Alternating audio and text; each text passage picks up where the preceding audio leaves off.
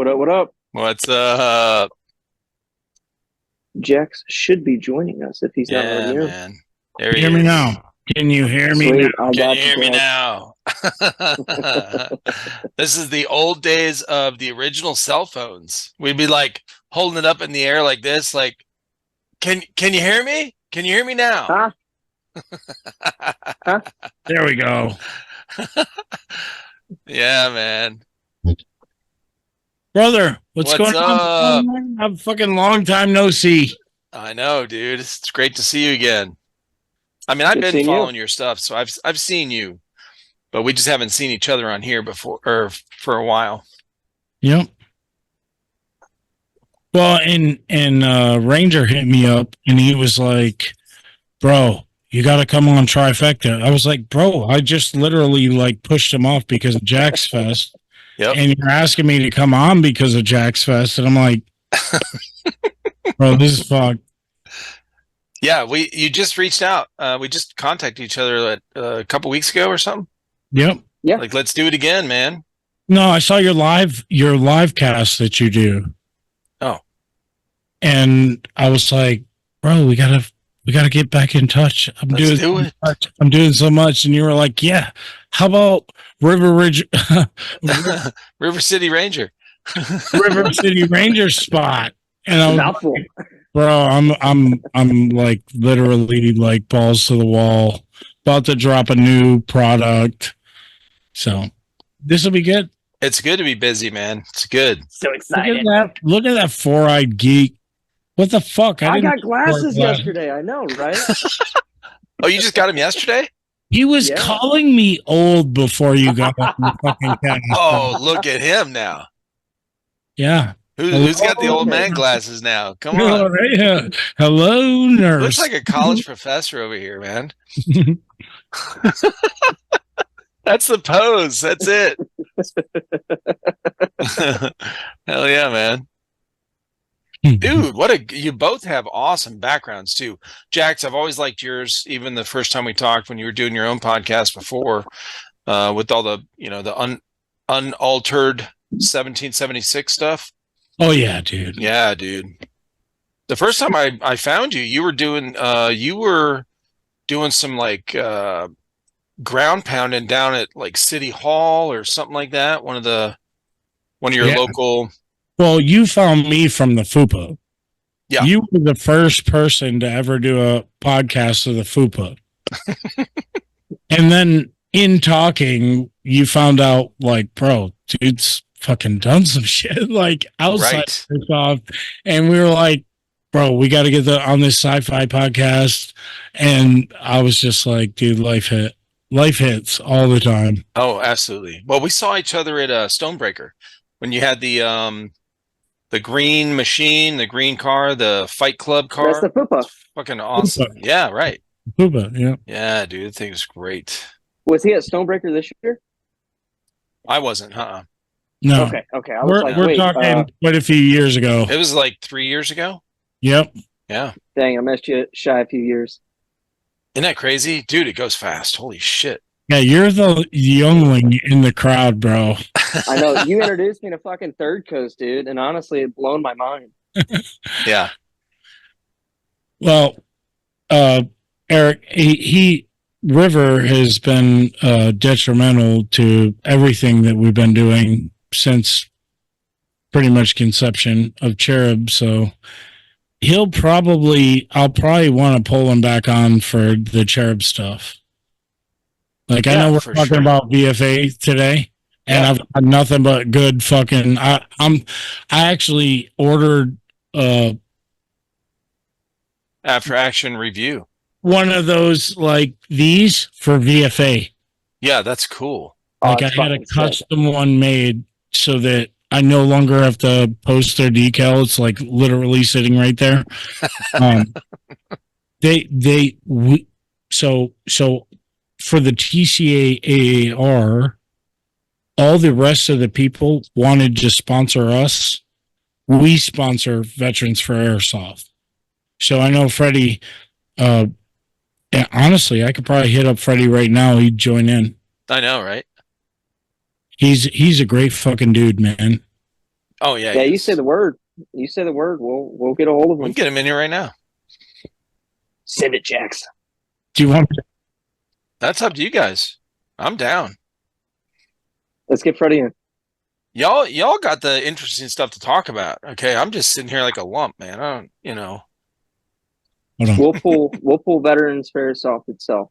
Yeah, on because it. this is well, not only that. I mean, the Battle of Six Flags thing. Like, you guys just had this huge event. Plus, they're gearing up for another one. Jax, you got. Well, let me give a little. So, River City Ranger Aaron, welcome. Jax, welcome. I met Aaron and met you online. I can't remember if you found our channel or if I found you. I found your channel because I was watching your podcast for a while. That's right. And then I had you on. This is a while ago. If you guys go to my channel, look at YouTube or whatever, just search River City Ranger on there. I'm not sure which episode number it is. I believe 180 something. Okay. Something. And then I had Jax on. If you go there, you can find Jax on as well. So, and Jax, you and I, when I had you on, I pulled up, while we were talking, I pulled up some pictures and videos from Stonebreaker with the FUPA car. So it was pretty badass. But It is the FUPA, all capitals, FUPA, the fucking utility and personal assault vehicle. Yeah, that's what okay. Yeah. Gotcha. FUPA. All caps. Every time you talk about it, it better be all caps. That's funny. Yeah. At the most recent Stonebreaker, he had me on the back of that thing for a majority of the event. Holy shit. Putting down fucking So since you've seen it, Eric, the FUPA is shooting 100 BBs a second. Whoa, bro. With 2 miniguns in it. Okay. No, one is a mini gun. The other is a minigun. It's a micro mini, yeah. So the upper machine gun is 6-barrel Gatling minigun, and the side passenger security gun is a 4-barrel minigun. That's definitely a change. And it has 360-degree recording, like a semi-truck, like the backup camera that you got in your car that records forward and backwards. Mm-hmm. The FUPA now records a terabyte in every direction at all times. Good God. Yep.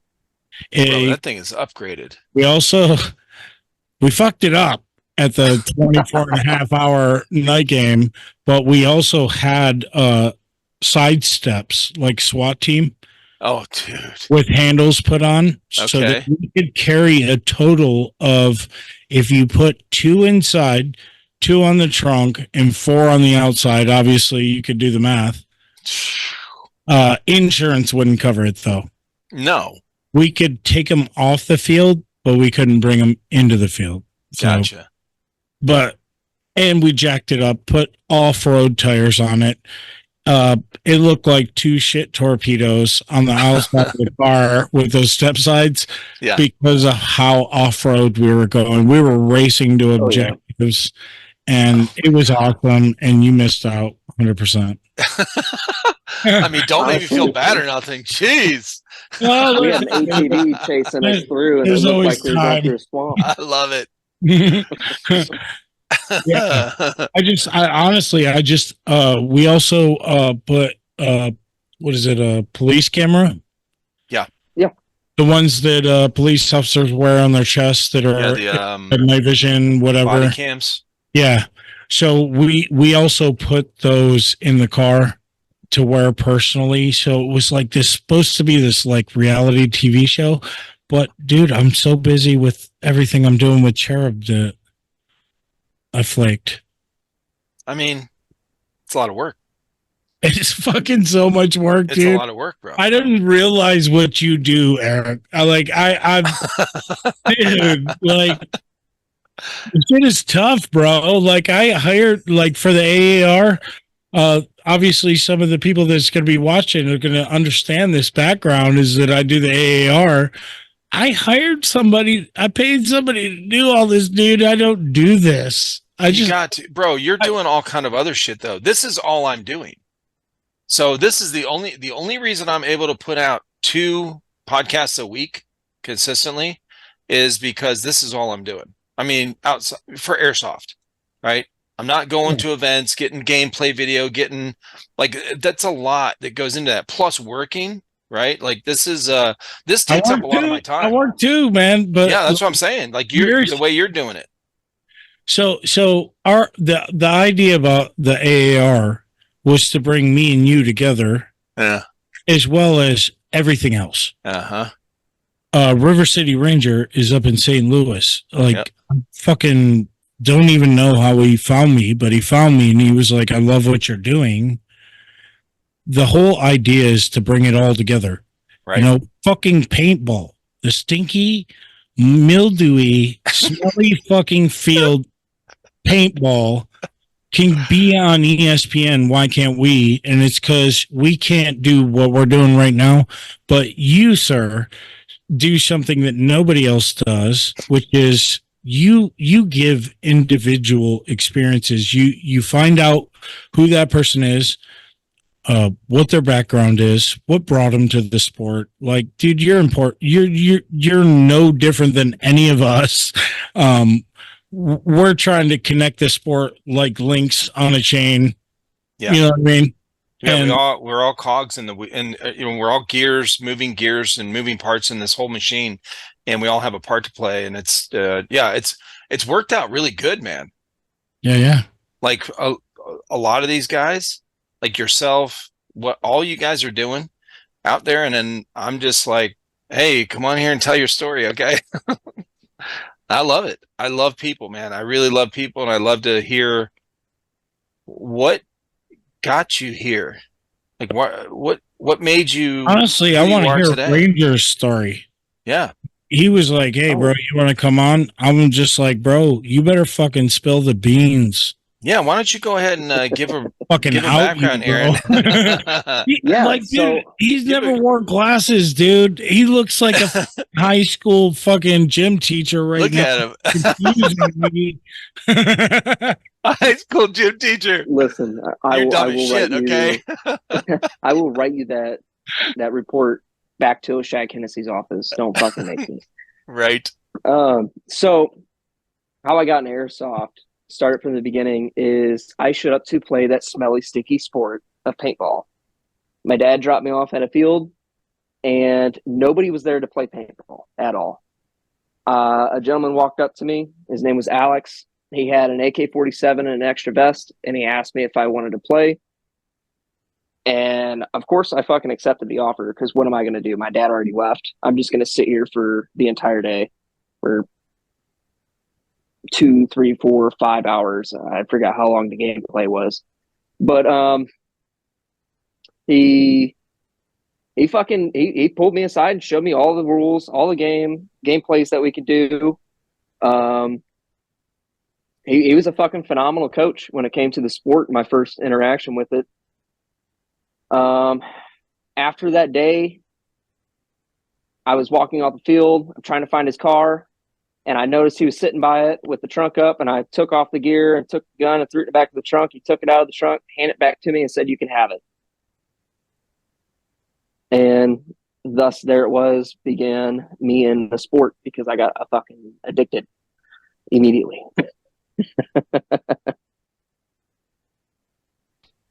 Are you from St. Louis originally? I couldn't remember. Yeah. Okay. Yep. Grew up out there. You went in the military too, aren't you a veteran? Yep. Army infantry. You suck. Oh, Benny. Fuck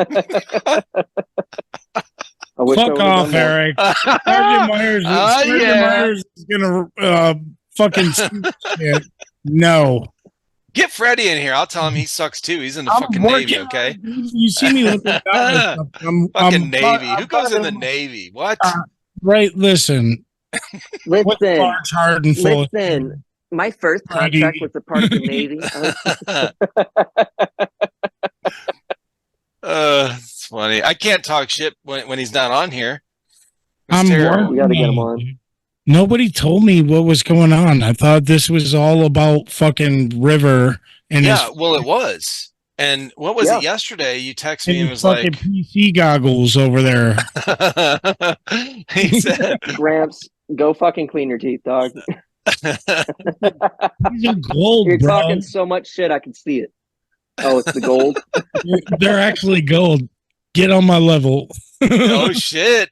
What do you, can you switch them out, swap them out or something? No, they're perms. Oh, okay. He's Yeah. out there. Just Permanently pop it painted, out and bro. put another one on. It was worse than a tattoo. Ooh. Shit. It was like, bro, I can feel that. I can feel that as they're grinding down my teeth. And they're just like, hold on, 45 more seconds. I'm like, it's my fucking teeth. It's in my head. Yeah. Go get Have you ever perms. had braces?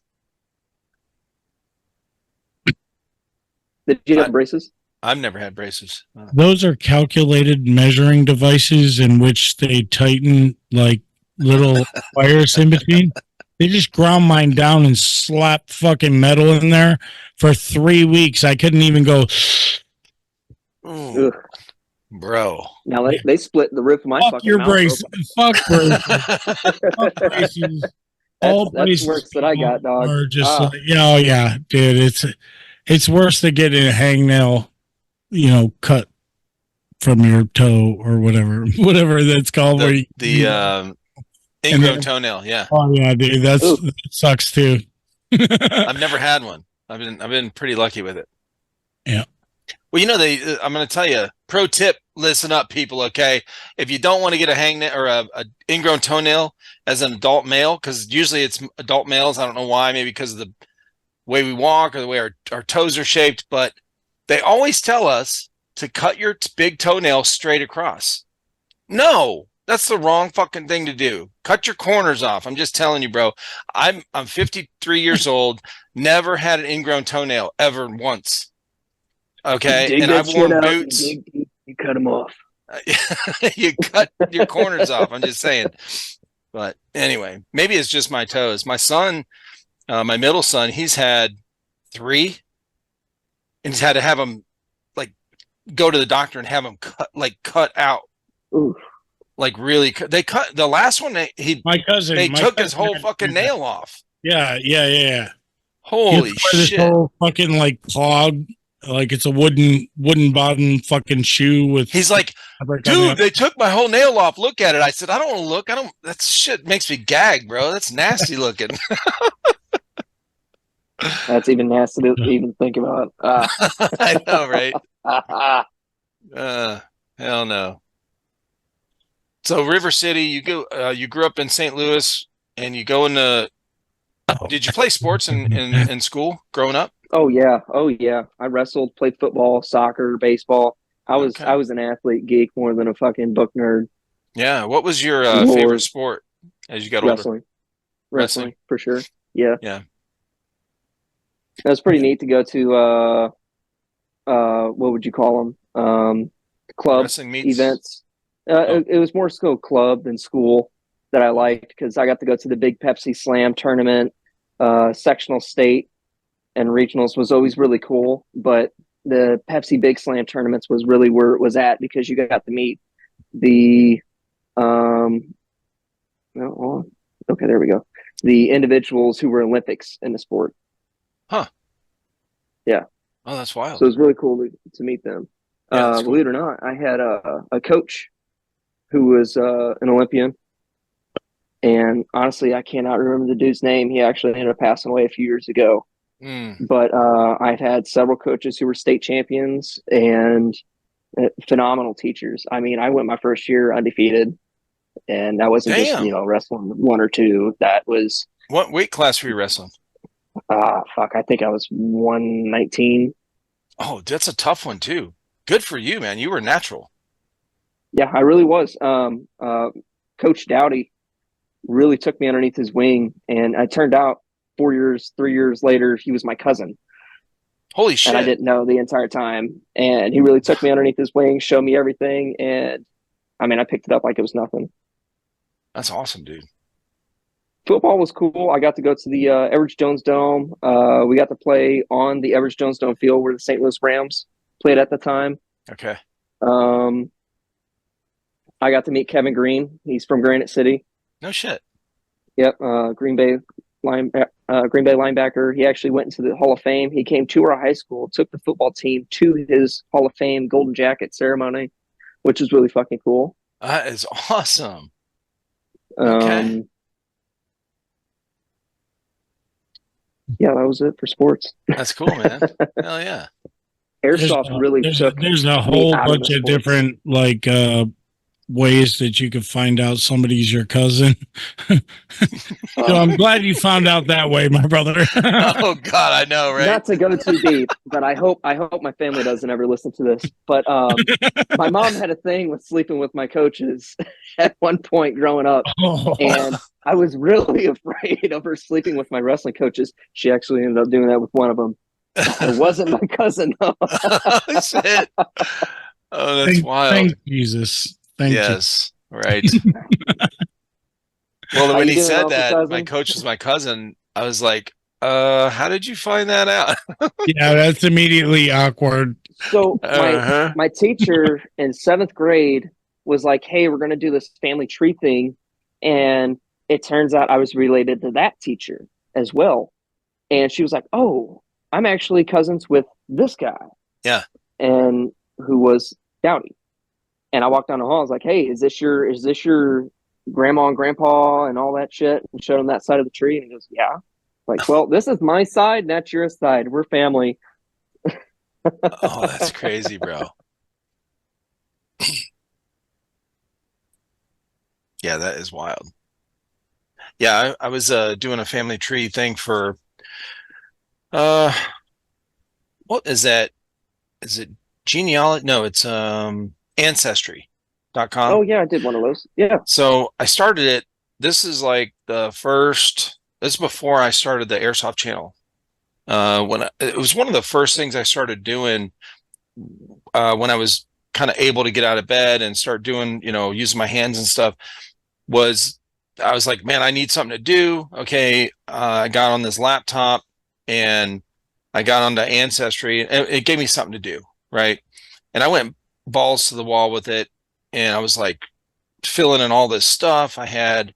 But Ancestry, you have to pay a monthly fee, and then I went on to other stuff. I started these YouTube channels, and I forgot about that thing, and then it ran out, and I just didn't have it. So then in the last year, I started doing another one, and started doing doing it through our church website. And dude, I have all these things saved, and it's been great. So yeah, I go back. I went back far enough on my wife's father's side, back to 1300.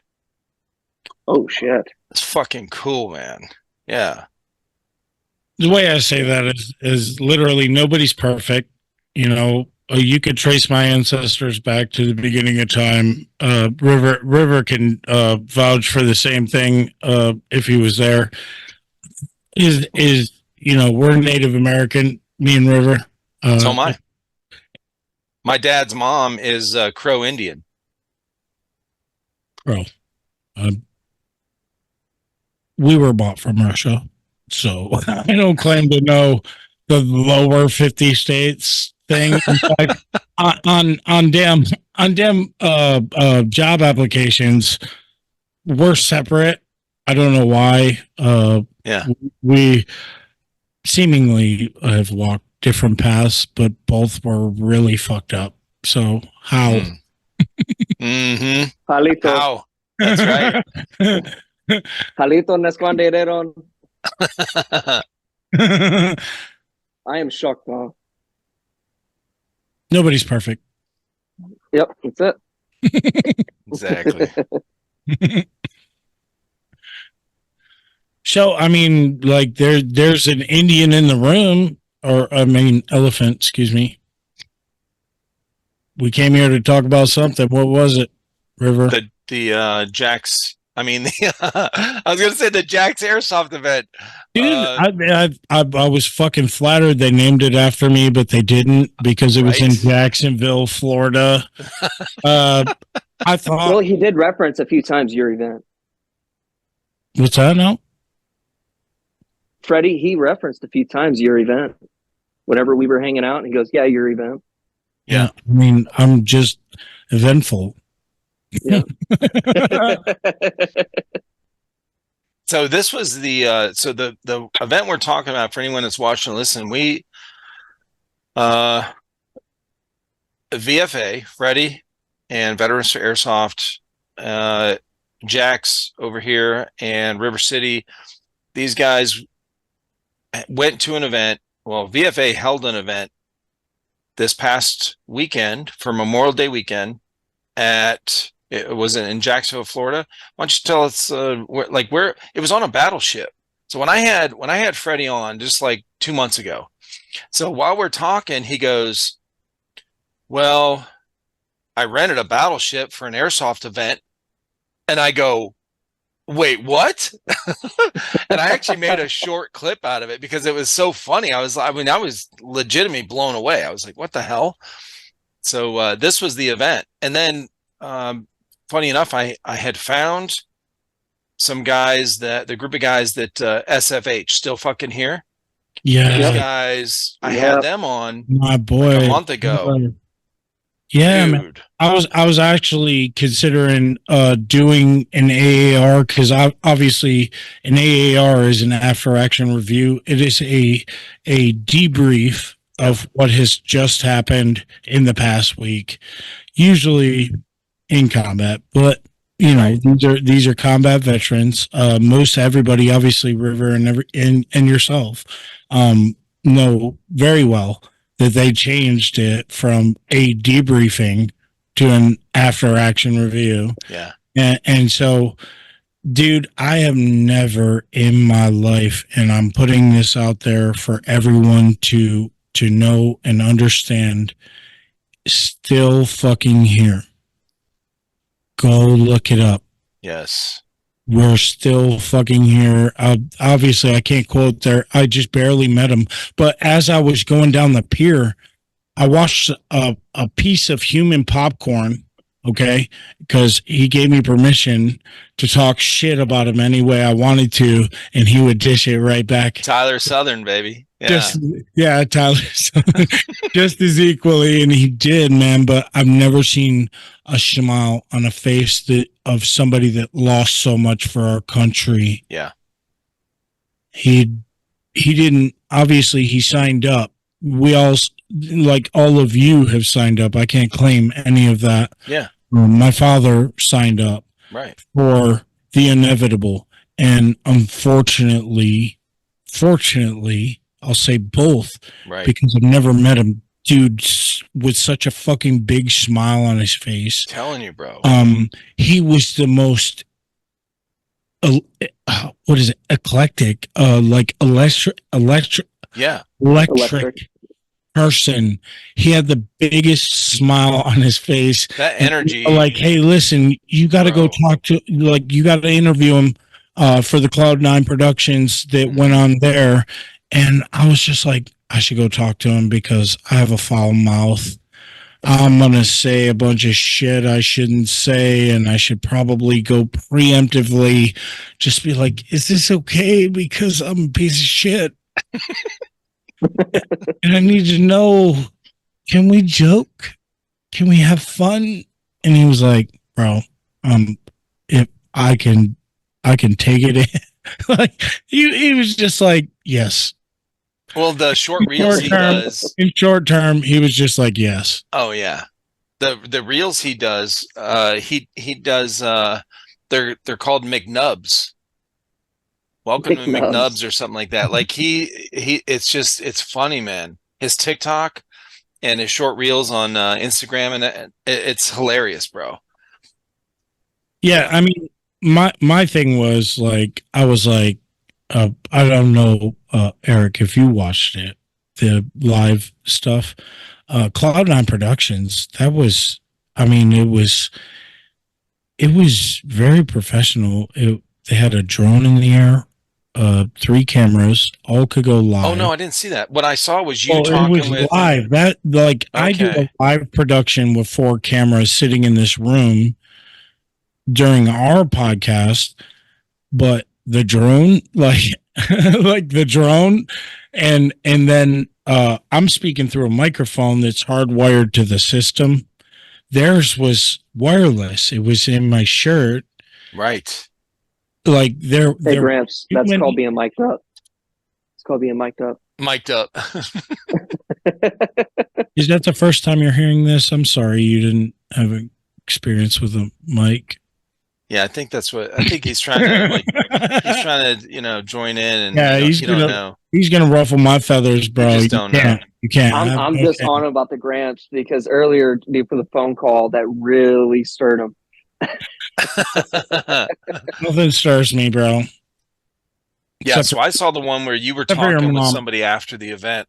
Oh, And when Hail Yeah Airsoft came over with his wig and shit, his character he plays. it's Percy. No, you're talking about Percy. That's not happening. Yeah. That's what I meant. That's Percy Jones. Like all us white people think that black people look the same. Percy is not Hell Yeah Airsoft. Hell Yeah Airsoft is ComCam. ComCam, that's it. He does combat camera media, and because Percy came in from the past to the future, because they turned on that Hadron Collider over there in Switzerland. That's where we got Percy from, and it's just a doppelganger. And usually, if you find, that's why he wears the tie dye. You can figure out, and you can ask him like, "Hey, is Percy going to be here today?" And he'll tell you. He's like the first person to tell you.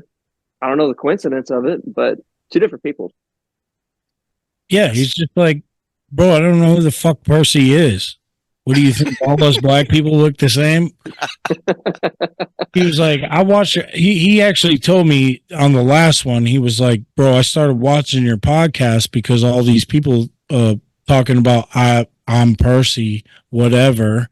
And he was like, bro, don't you know that stuff that what is it? The Soul Glow from Coming to America. Yeah, baby. That they used to put in their hairs back in the 70s or whatever, 80s, that he'd never attend. He'd never attend Jack's Fest. And then he showed up for the redheaded fucking soul stealer who happens to be the couch potato on my fucking show, but he didn't show up for me, so I kicked him off. Damn. Yeah. Slap in the face. I sent him packing to the 70s, or wherever the fuck it comes from.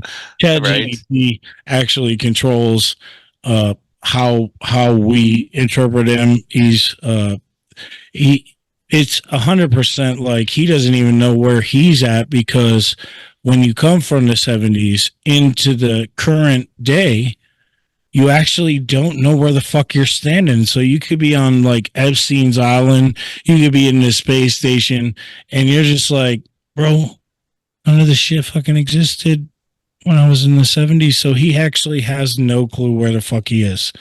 Every time he was standing in front of Diddy's mansion and had no idea. Yeah.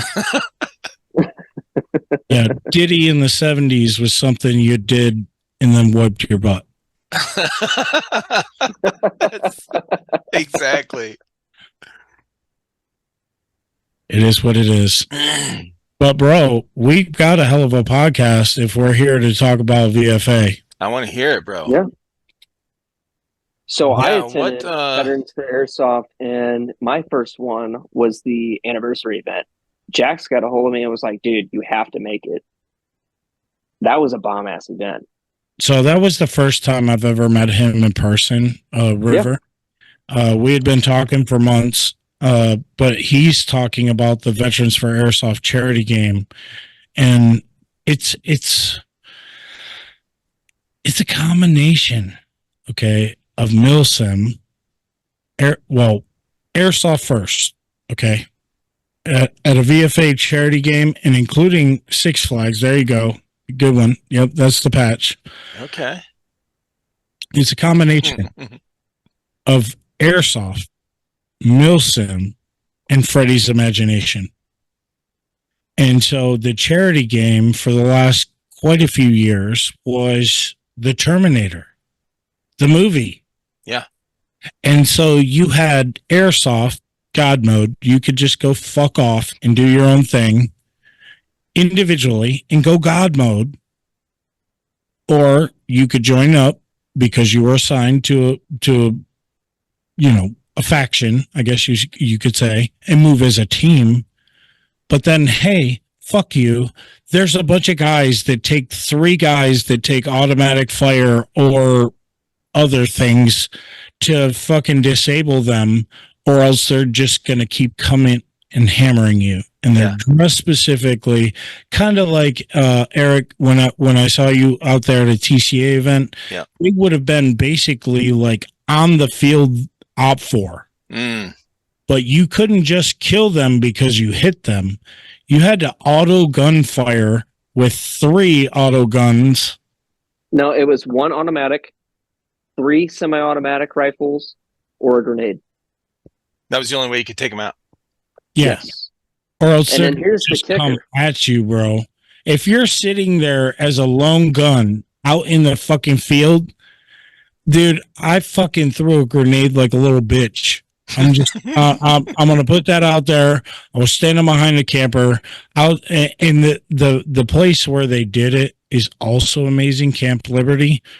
They do youth training, pre-training for any youth that wants to attend the military or police force, and we got some inside scoop on Camp Liberty as well.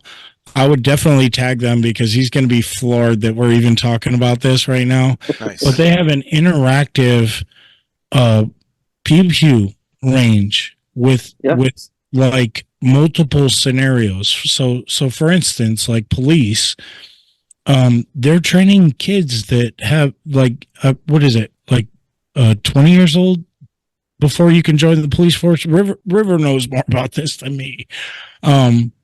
I think it was 20 to 21. I don't know 100% because I'm sure every state is different. I think it was I think you're right, because here in North Carolina it is like 21 or 20 and a half before you can even attempt to be a police officer or join. Really? It's so different here because some places just require a high school diploma and be 21 years old. Right. Some places you have to have an associate's. You have to be 25. You have to live within the city for so many years. Damn. Well, do you understand why though? Because you have to be age? 21 federally to own and carry a pistol. Oh, that's right. So dumb rule. So at 20 and a half, you can start the training for the hopes that when you're 21, you could be a police officer. But anyways, it was so crazy. He showed us one simulation of the hundreds that he has that you could do an interactive, and depending on what you say to the person that you're interacting with, depended on the next scenario. It was fucking awesome. What is this, Fallout? Good Lord. That's cool. Well, it's current like police force stuff. Yeah. Yeah, the one that we watched, the lady came to collect rent. She was a landlord, and she was irritated. You go, hey, I'll get it to you next week, or I don't have it. You respond in whatever way you verbally can respond. I mean, it goes off of what you literally say. And there's a gentleman sitting behind screen clicking selective responses and what to give you in a different scenario on every response you give. And I mean, a couple of times she'll go to leave and she'll pull a gun out on you, and you got to quickly respond to that, or she'll wave it around without actually pointing it at you, and you have to respond to that way. She'll make a threat, or just a verbal threat. She won't pull it out, and then she'll come back in through the door after leaving and physically show you. God. It was phenomenal. That sounds crazy. And it's not just the pistols either. I believe he had rifle training too as well, didn't he? It was both. Yep. It was rifle and pistol. And it was partners as well. Like you could go in there as partners. You know, obviously, police officers don't take rifles into a casual. Yeah. There, like I said, there were hundreds of interactive methods that you could practice. How do you react? That is wild. Yeah. So that's Camp Liberty, Alabama. Look it up. They once, in fact, I think VFA right now, because now this is the lull.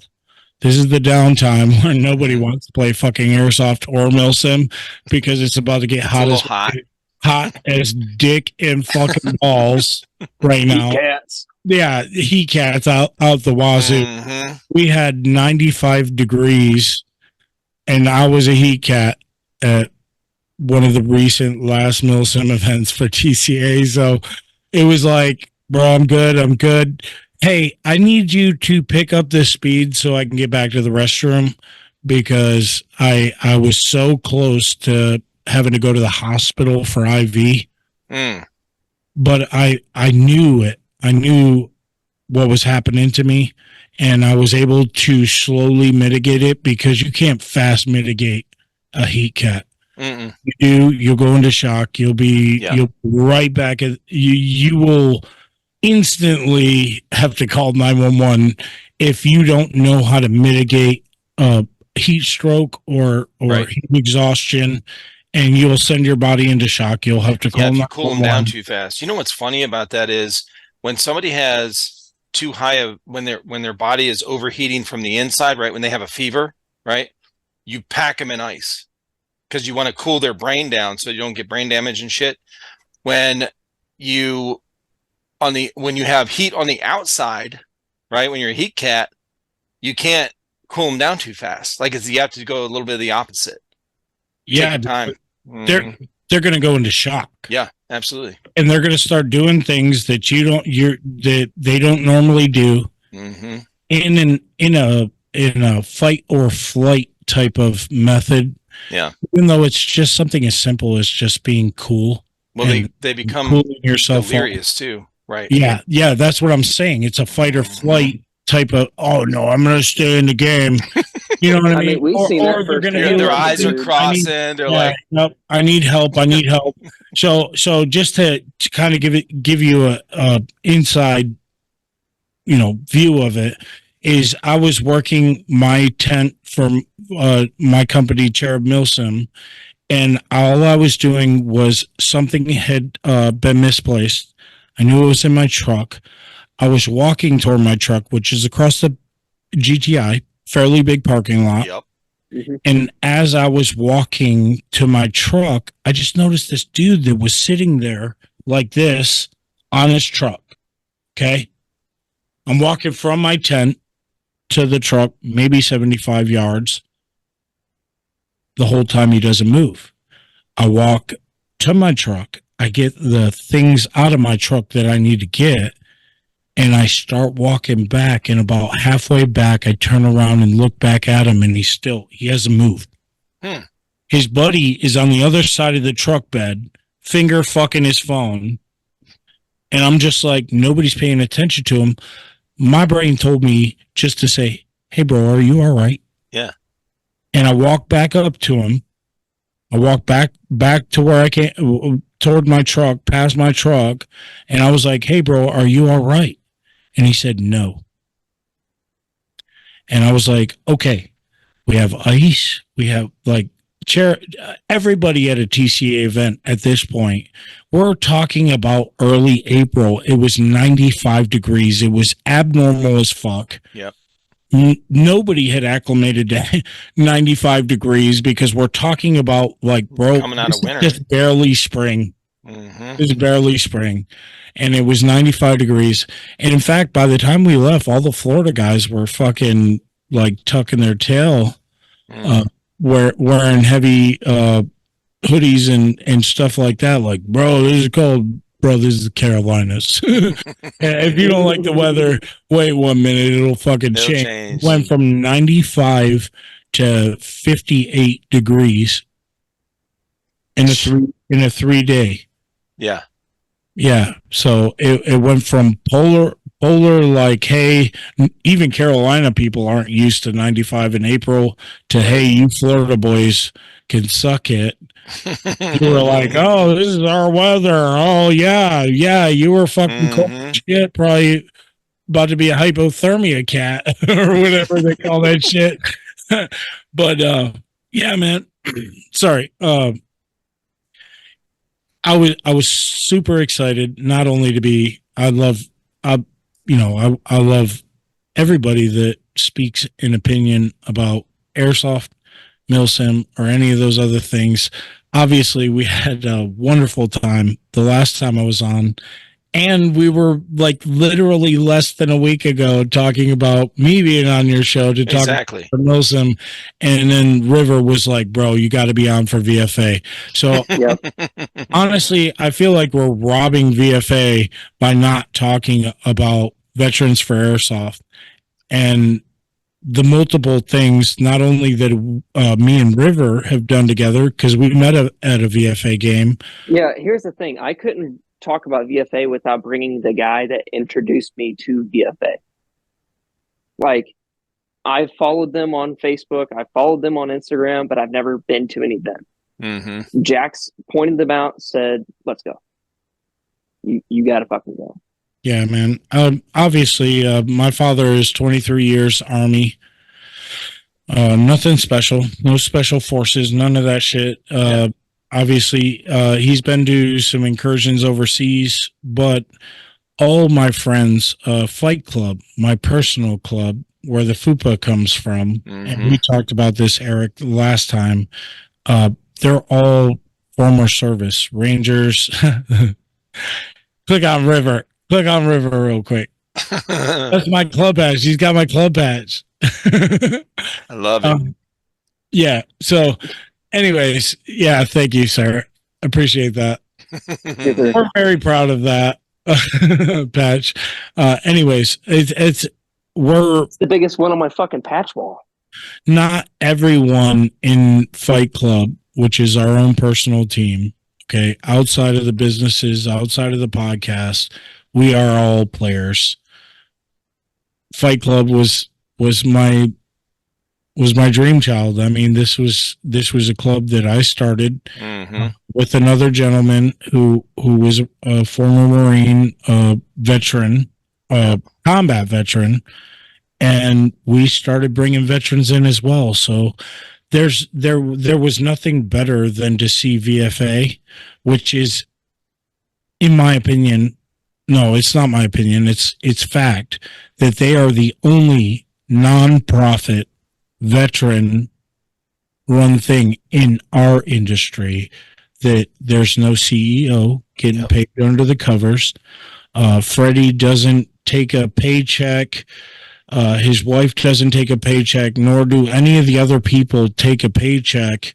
And we're going to get into this because there's a fuck that guy moment in this podcast that your viewers at least will love to hear. By another supposed nonprofit, but let's keep it short and skinny. Is this man gets people to get off the couch, get kinetic again. He offers them 2 to 3 fully funded events that a veteran can come out and play. Yeah, he will ask a veteran. That's a gun. That's a vest. That's a room. That's a ride there. You know what I mean? Think about that. How much? And it's not even to his own events too. You know, whenever Third Coast Airsoft had their Stonebreaker, he pulled them out and put them on helicopters. Mm-hmm. Yeah, he threw them on helicopter rides. Up until this event that we have not spoken about yet, it has always been to other people's events. Yeah. And so I was going to say, is this one of their very biggest events that they put on? That Freddie put on? This is the event. The biggest airsoft Milsim real life video game event that's ever happened. Mm. This is a he pulled once in a out all the lifetime stops. opportunity. It really is. I mean, you're either going to have a couple weeks to plan something, or you're going to have a company that's going to go out of the way to make sure they can do everything right, everything perfect. And when I mean perfect, they're going to think of the player first instead of what are we going to do ourselves. Yeah. Yep. Sorry to steal your thunder there, Jack. And Freddie's definitely in that. There's no thunder. Like, Freddie is a Navy guy. I mean, obviously, we're not talking about Air Force here, but I mean, Navy. And he'll get a kick out of that too. Oh man, Freddie just comes off as not about himself.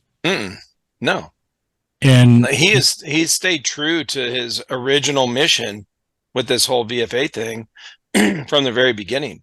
Yeah, so I was actually watching the Dead End Outfitters podcast, and I've had Freddie on my show quite a few times. I've never dived in as much as Dead End Outfitters. Greg did on what is it called, the End of Airsoft. That was honestly the most original Freddie that I've ever seen. Yeah, and he went into really high depth about and you guys like watching us. I watched Trifecta Airsoft. Like, I watched the individual casts, because this isn't live. It's recorded. It's produced. Okay. Yeah. That takes more time than live. Like, we act like fucking idiots on live air because we set up, we press go, and we're ourselves. Yeah. Granted, we are here, but we're just us for an hour. Eric over here fucking produces this shit. He put a lot of time into it. If you're not following, and we're going to share this on AAR, we're going to share it on Cherub, we're going to share it on VFA. Dude, you were one of the first people I've ever been interacted with that did Airsoft like interviews. You wanted to expand the community, and now, like a virus, dude, this shit is shooting out there, and we're trying to weed out the ones that shouldn't be there, and we're trying to bring together the ones that want to work together, because we're just individuals at the end of the day, but together we're gonna fucking be on ESPN. We're gonna have we better have a Super Bowl. Yeah, I want to. I mean, it's a good team, dude. That's Jax. Yeah. At one point, you told me it'd be awesome to make this a 9 to 5, and we all be making our money, and we all be doing our thing off of Airsoft. It'd be fucking cool, but we have to find a collective bunch to come together and make it as an investment with ourselves first, before an investment with our pockets. Yeah. In a sense. Yeah, I mean, that's how most businesses start. I think we're like tapping into like 6 podcasts for Eric here. We could talk about every branch of this rabbit hole of what started it, and it's true. Go there. But I mean, I can jump into what I've been doing for you, Jax. I mean, fuck, how many events have I been to just representing Cherub alone? No, within the past 2 months. VFA. Yeah, we should talk about VFA. You brought me on for VFA. That and this Camp Liberty thing, I think I have their website pulled up. CampLiberty.com. This is Alabama. Yes. Dude, that's such a they do Milsim events. River, you gotta tell them about the Airbnb.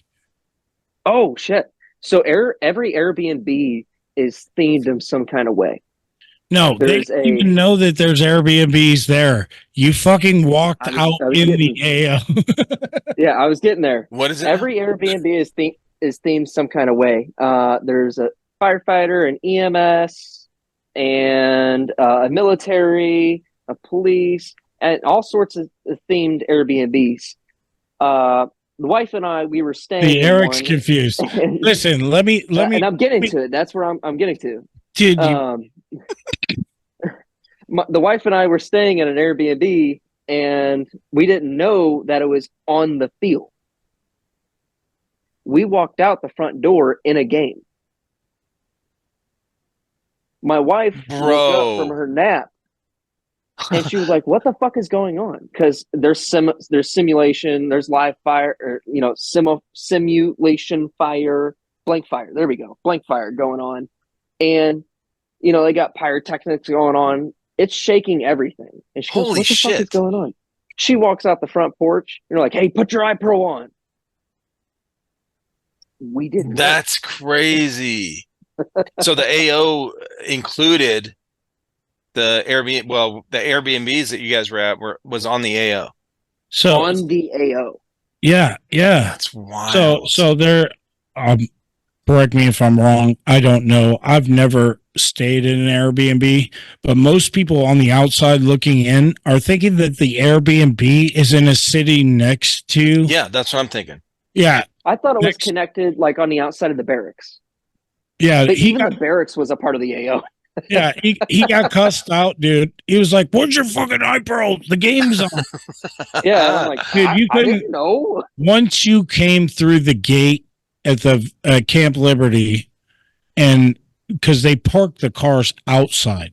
Okay. So if you have to, where you park your car is safe, but the minute you walk through the gate, you're in play. Whoa. And his Airbnb was in play.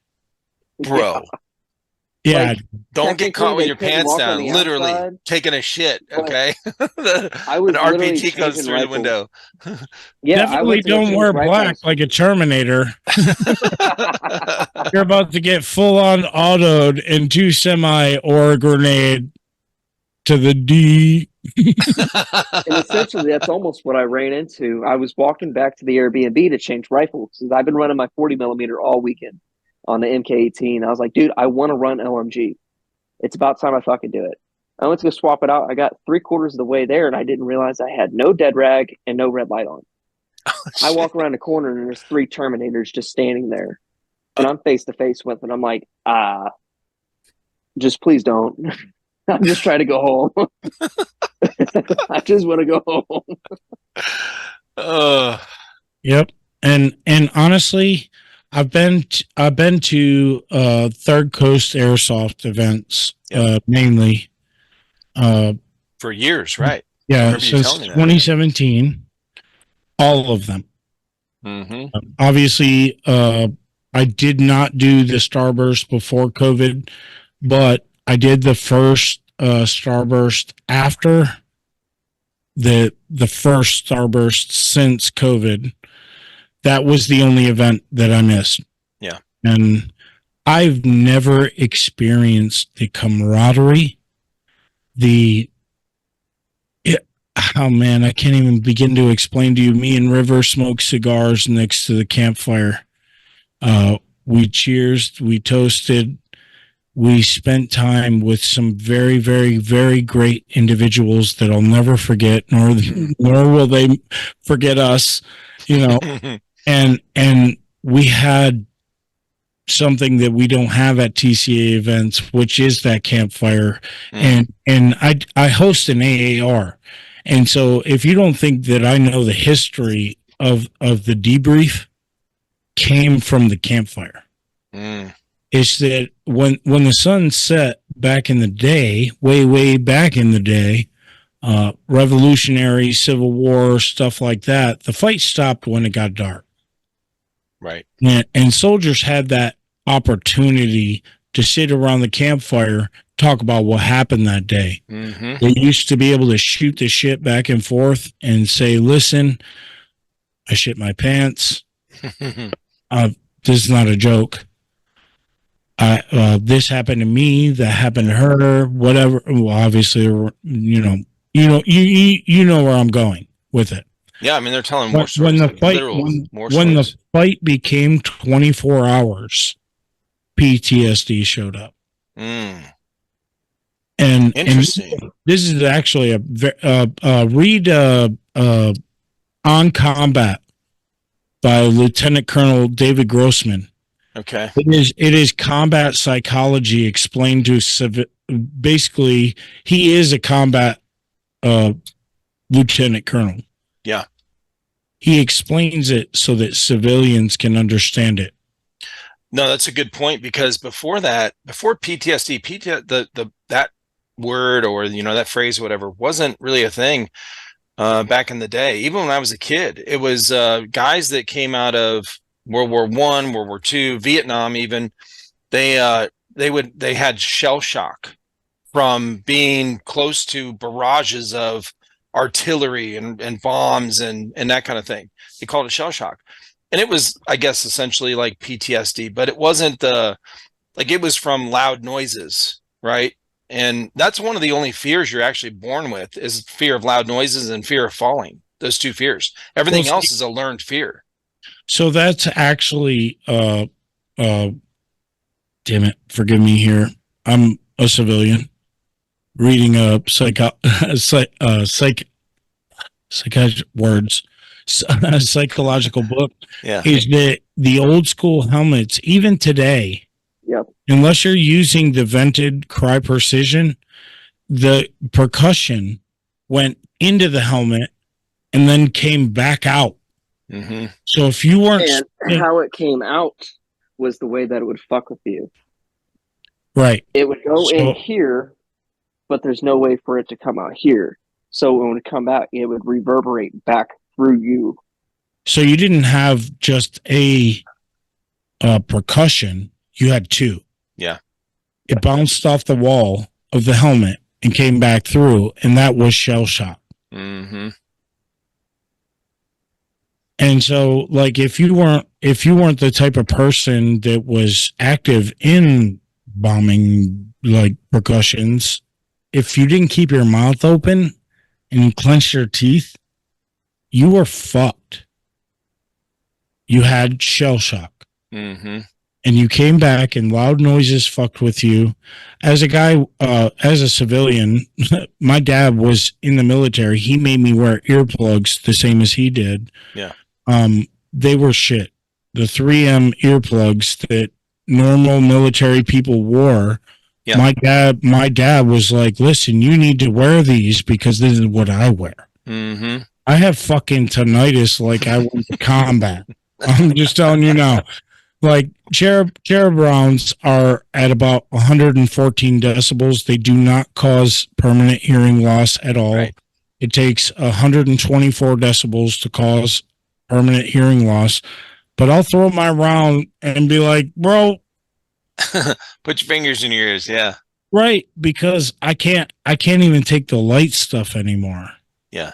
And that, Yeah, I'm there with you. I mean, I'm to the point where I'm putting 4 of them in there, and it's giving me a slight ring. And it's like, yeah, that kind of sucks. But it's not as bad as throwing a fucking EG 67 or it was 64, 67, whatever it is. yeah, a podcast for another day. Yes. My thing is that we went from shell shocked in Vietnam to people PTSD. that, yeah, And like you're talking earlier about the sitting around at night talking, like they're telling their war stories, they get it out of their system. Yeah. And Lieutenant Colonel Grossman talks about in I do audiobooks. I'm not a good fucking reader at all. I just listen to it. He is actually, if you do the Audible, mm-hmm. that he is the one reading the book. Oh, that's cool. I like he that. He goes from everything from like firefighters on 9/11 mm-hmm.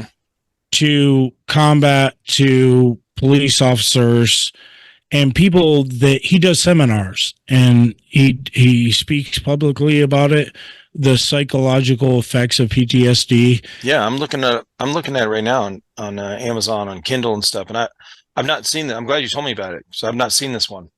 Yeah, dude, it's really good. On Killing, however, was also written by him. Mm-hmm. The only people that are going to really understand that are combat veterans. Mm. You may slightly understand it after reading the second one first, because that was the first one, On Killing. but yeah, it is all psychological. You know, they talk about video games, the way things going on today. Yeah. About the very first the Revolutionary War. Yeah. Where everybody stood in a line, right, against another line with cannons and guns and everything else. And they did a study with a 6-foot high piece of white paper in a line because everybody was standing in a line. Yep. And only 1 out of 233 shots connected. And the psychology of that was that human beings don't want to kill each other. Go figure that human beings want other human beings to live and not die, because modern society would tell you otherwise. For sure. He calls these, like, you're gonna have to forgive me, I'm fucking old, even though dude's wearing glasses. Murder simulators. These help me, River. The games. The like realistic virtual. There you go. Oh, virtual reality. Ghost of Tabor. No, not even virtual reality. Virtual reality is very, very new. I'm talking about, you said, like Call of Duty. Call of Duty. Apex. Yeah. I don't play them, so I don't know. Battlefield. Yeah. Yeah, it would be Battlefield. It would really be the Battlefield series. He calls those murder simulators. Yeah. Because psychology has come forward and said, listen, there was a kid that was doing a school shooting, right? And the principal came out and said, hey, stop. And the kid stopped. And the only thing psychology could link that to was a parent. Put down that game. Come down for dinner. Huh. You know what I mean? Like that same scenario where you're like, hey. Yeah, they're in that mindset. You need to stop playing that fucking game. Right. And come down and, you know. Interesting. Either way, read the book, guys. Yeah, I'm definitely going to read it. Especially civilians watching this podcast, because I am a civilian. I have had a different angle. I've seen death at a much younger age multiple times. The reason why most of my friends are military combat veterans is because they trust me, because I saw death in a different way than most people do. And so I've become in tune, and that whole your mom thing. Yeah. That is actually something that I use to keep a veteran out of the stigmatism. And I'd never met this veteran before. You guys know him as Red Fox. If you watch my show, his name is Paul. And I never met him before. We went to Perry, Georgia. I know you know Perry. Yeah, and River, you know it too. The Guardian Center? Yeah. And so it's 7 hours from where we live here in North Carolina. And without ever meeting this dude, we got 7.5 hours to drive down together. And he was just like, bro, there's this point where I come unglued. And I'm like, okay, that's cool. We get out there. This motherfucker gets shot inside the nostril. Like, that's making my eyes water just thinking about it. Right? And we got the FUPA. I'm driving the FUPA, or no, I think I was top gunner. My brother was driving. My ex was side gunner. And he is ducking behind cover of the FUPA, and he's livid. His whole face is red. He's ready to go full real combat on a bunch of airsoft there, Milsimmers, excuse me, because it's not the same. Yeah. And he's like, fucking shiny. I fucking see him bleeding over here. And I was like, it wasn't as bad as how I did your mom last night. And literally, I'm going to do his facial expression. He was like, and I was like, something about your mom. And he was like, bro, did you go 90s? I love it. And he snapped right out of it. He's never been the same person since. He is a part of our podcast here, and he is the most lively person now. And just that one thing that somebody else was like, bro, you're going through it. I'm going through it too. And he's never been the same since. Yeah. It's that connection. No, we weren't connected. I only knew him for like fucking less than 12 hours. It's that your mom connection. It was that one trigger, right? That took him out of where he was and brought him back to where, like a childhood state. You got to read the book, guys.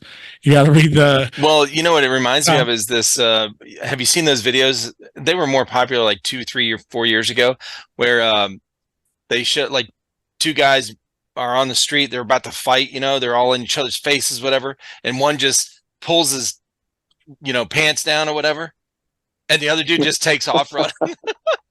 It like ends the fight right there because it's like, what? Like there's this moment of confusion and like, what the hell? Like the dude just. It's ironic.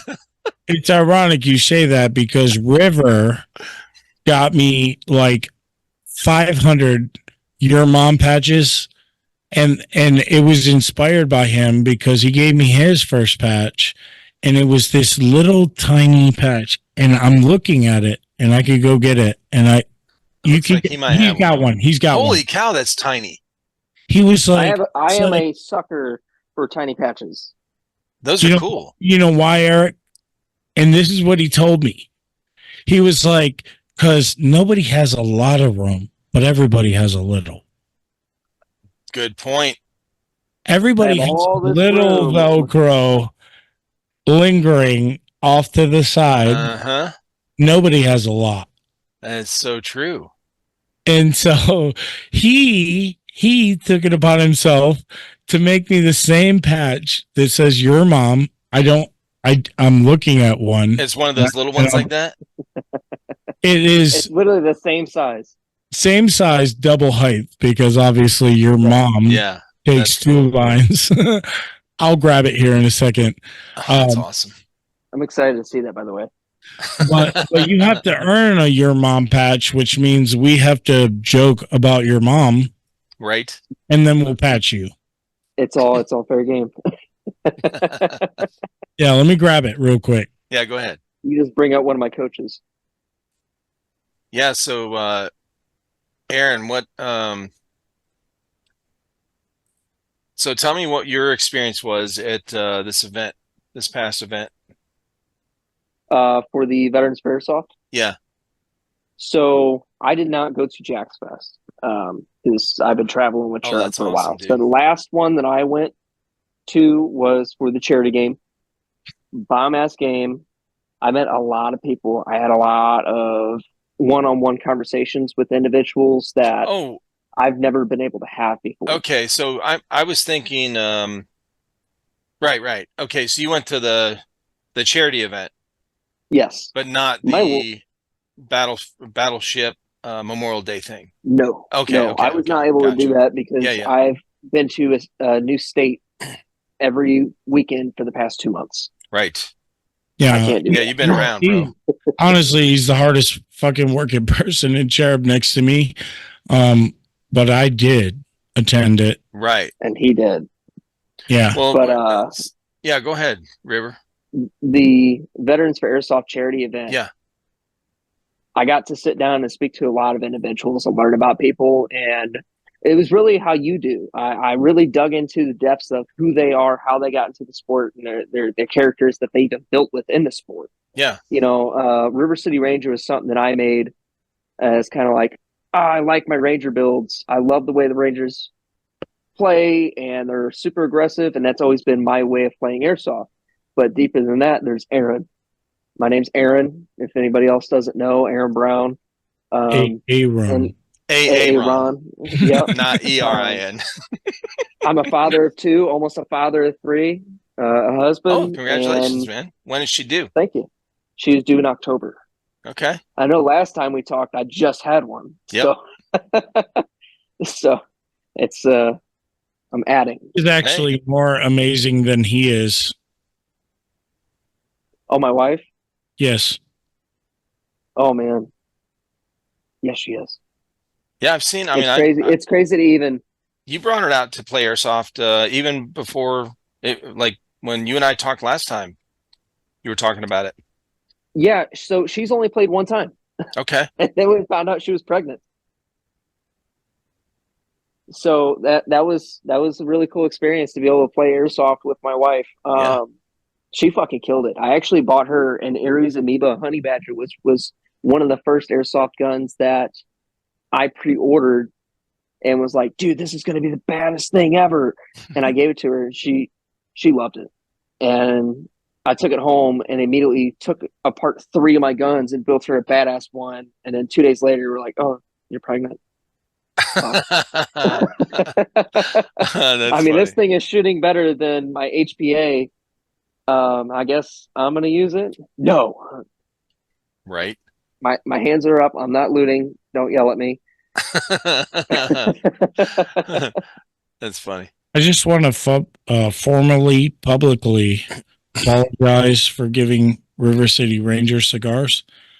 Ma'am, if you will forgive me, I didn't expect them to smoke those indoors. Just saying. You did not expect me to smoke them at all, to be honest with you, because 4 years ago, I made a promise to my wife that I'd quit smoking cigarettes, and I have not smoked a cigarette since. Yeah. We had an agreement where maybe a cigar every now and then. Cool, fine. Yeah.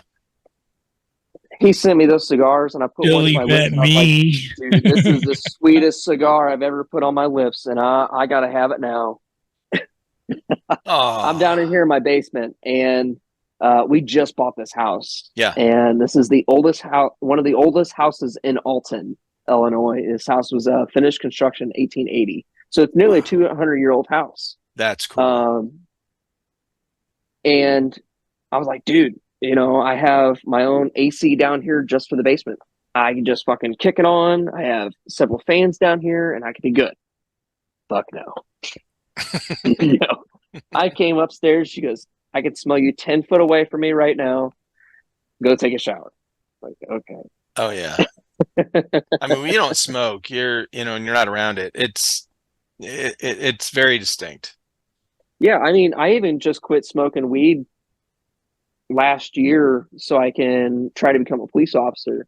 Okay. And I noticed that when I hang around friends that smoke marijuana, it's like, it's pungent. Dude, holy shit. I don't know what happened. Just walked into the room and I used to smell like that. When my wife and I were like teenagers, right? We were around kids that smoked weed. We smoked weed in high school.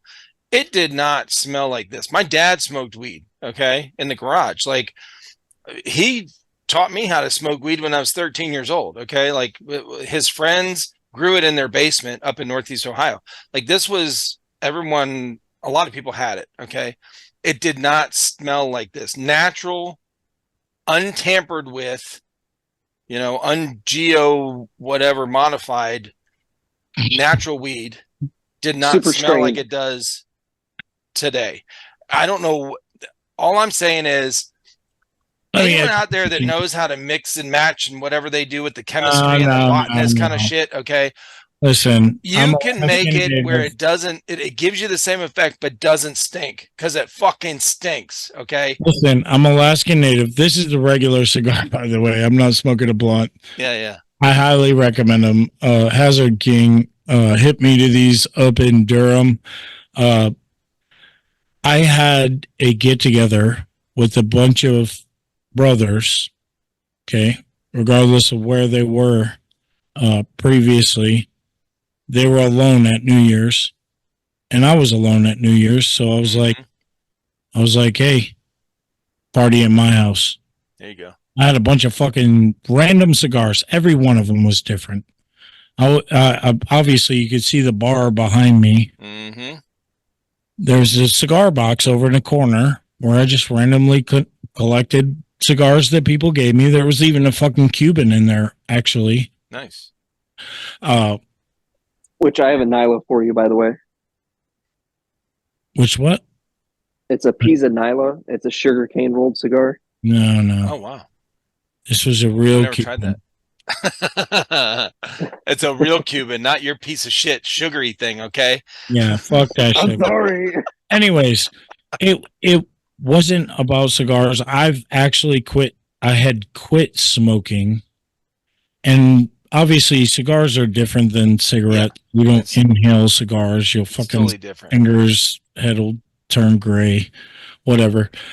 It's just kind of like it's so strong that you inhale it, puff it out of your mouth, kind of more like chewing tobacco than anything else. But we smoked fucking a single good cigar for over an hour. And just fucking having that camaraderie and just like, hey, these people would have spent this moment alone and now we're spending it together. Yeah. Fucking changed me. And I was like, you know what? Fucking cigars are always going to be kept here. And then I met Hazard King and River City Ranger starting this stuff up and fucking I was like, we started bouncing ideas like, bro, this is my favorite. Hazard King fucking did it, man. He really did.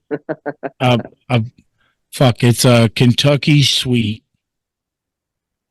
Yeah. Honestly, I was just Kentucky fire cured sweet with the red label. It's pretty much what we predominantly carry. That looks like blunt. Oh, I see it. No.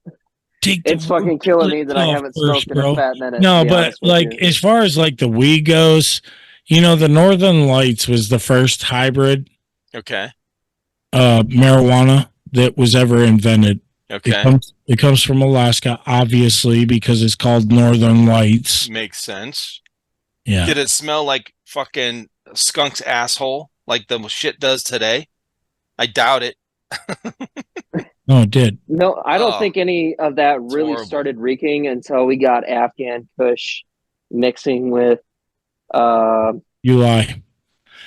Skunkweed is called skunkweed for a reason. Yes, it did not come from Afghanistan. Afghanistan just had the most potent because if you know anything about trichomes, the THC is a crystallized mushroom shaped on the outside of a weed leaf to disperse UV rays. Really? And the only reason Afghanistan weed is stronger than any other weed is because the hole in the ozone layer that they used to talk about was more prevalent in Afghanistan. Mm-hmm. Don't ask me how I know. Let's talk about VFA, guys. So Jax, how do you know that? Right. I don't. You don't know it. Well, I'm gonna pull up their page actually. No, because we got a bunch to get to, man. Was Freddie able to reply at all? Dude, I've been watching it like a shark. Yeah, it's all right. He's busy. He will absolutely do a solo with you, Eric. Oh yeah, I mean we just did one a month ago, so the battle of Six Flags. Yeah, I watched that one. I did. Yeah, and he's got. It was over a month ago, though. Yeah, it was. It was a couple months ago. Yeah, I mean, time flies, bro. Holy shit. Yeah. No, you don't have to tell me. We're both. Hey, see that dude right there? Yeah, that's McNubbs, baby. Still fucking here. That's right. That's we had a great conversation when they were on. They were kind of they were really surprised that I reached out to him because I'm like, when I got them on, it's just like the first time you guys were on, like, I mean, we chit chat on, through text, and then I start the thing up. I don't have any kind of format. I don't have any kind of like, I don't send you some kind of format like, hey, here's no, you what to don't. No, expect. it's Like, improv. It's like us. it's totally impromptu, man. Like, let's hit record and then, hey, what's up? And then start from there. So I said, I found you guys. They're all staring at me like, okay. I'm like, I found you guys through Veterans for Airsoft. I guess you guys are doing some kind of event thing with them or whatever. I couldn't remember where, like, how I found their thing. I think they commented on something or whatever. And they're like, yeah, okay. Yeah, we're doing this event thing with them for Memorial Day. I was like, okay. But yeah, it was great conversation with these guys. Talked about a lot of stuff. Of course, Ty went over his story. Each of them went over their stories, Lance and Brian as well. So, and how they met. And but yeah, these guys are great. So Eric, let me ask you, obviously this is your show, so you can tell me to shut the fuck up. When was the last time you were at an expo that was Airsoft? The last time I was at any kind of Airsoft event? No. Expo. No guns were fired. All Airsoft / Cherub / I've never been to one. I've never been to an Airsoft swap meet expo. River has. No, River I've never has. been to You one. said that you were at you're in Ohio? Who? Was that you, or was you raised in Ohio? Yeah, I grew up in Ohio. Yep. We've Okay. been in South Carolina down here in Simpsonville, South Carolina for 20 years. South Carolina. Okay. Yeah. I actually just got back from Ohio, where there was an Airsoft expo, and right? I do not. Oh, I thought you had isn't your original one page or something like that Browntown? Yeah, it's Browntown. I thought when we first met you told me it was because something about the Cleveland Browns or something like that. Something to do with Ohio. No. Oh, that was not me. Forgive me. Was not me. Listen, we don't talk about Browntown. He's a Ranger. Yeah. Okay. Don't ask, don't tell. I want to be a Ranger. All right. Continue. I'm sorry. Go ahead. It was a bomb expo. To be honest with you, I'd never seen a community come together and do that until after in Jax Fest. And Jax Fest really got into it and brought more of the community out from all over the United States rather than just a state and a few people from a couple others. I mean, Jax Fest really reached out across the whole United States. River, if I could correct you a little bit, because it's absolutely in their infancy. It was a bunch of local Floridians, okay, coming together. I do want to put out there that the Jacksonville Airsoft community did not support VFA. That was disheartening as fuck. I think even Freddie would have trouble telling you why. Yeah. Because we're trying to bring everybody together. The difference between the one that Cherub sent River up to Ohio for, which was awesome, by the way, it was awesome, was that VFA put it in a military museum. So you didn't just attend what River attended, which was awesome. That was an awesome event that he attended. Yeah, I went to a convention center located in Ohio. Gotcha. And it was awesome. It was a great show. It was a great event. He did phenomenal up there. I have to let him tell you how many people. So what's even crazy about that I wasn't there. I was not able to step away from the booth to check out everybody else's booths because I was so flooded.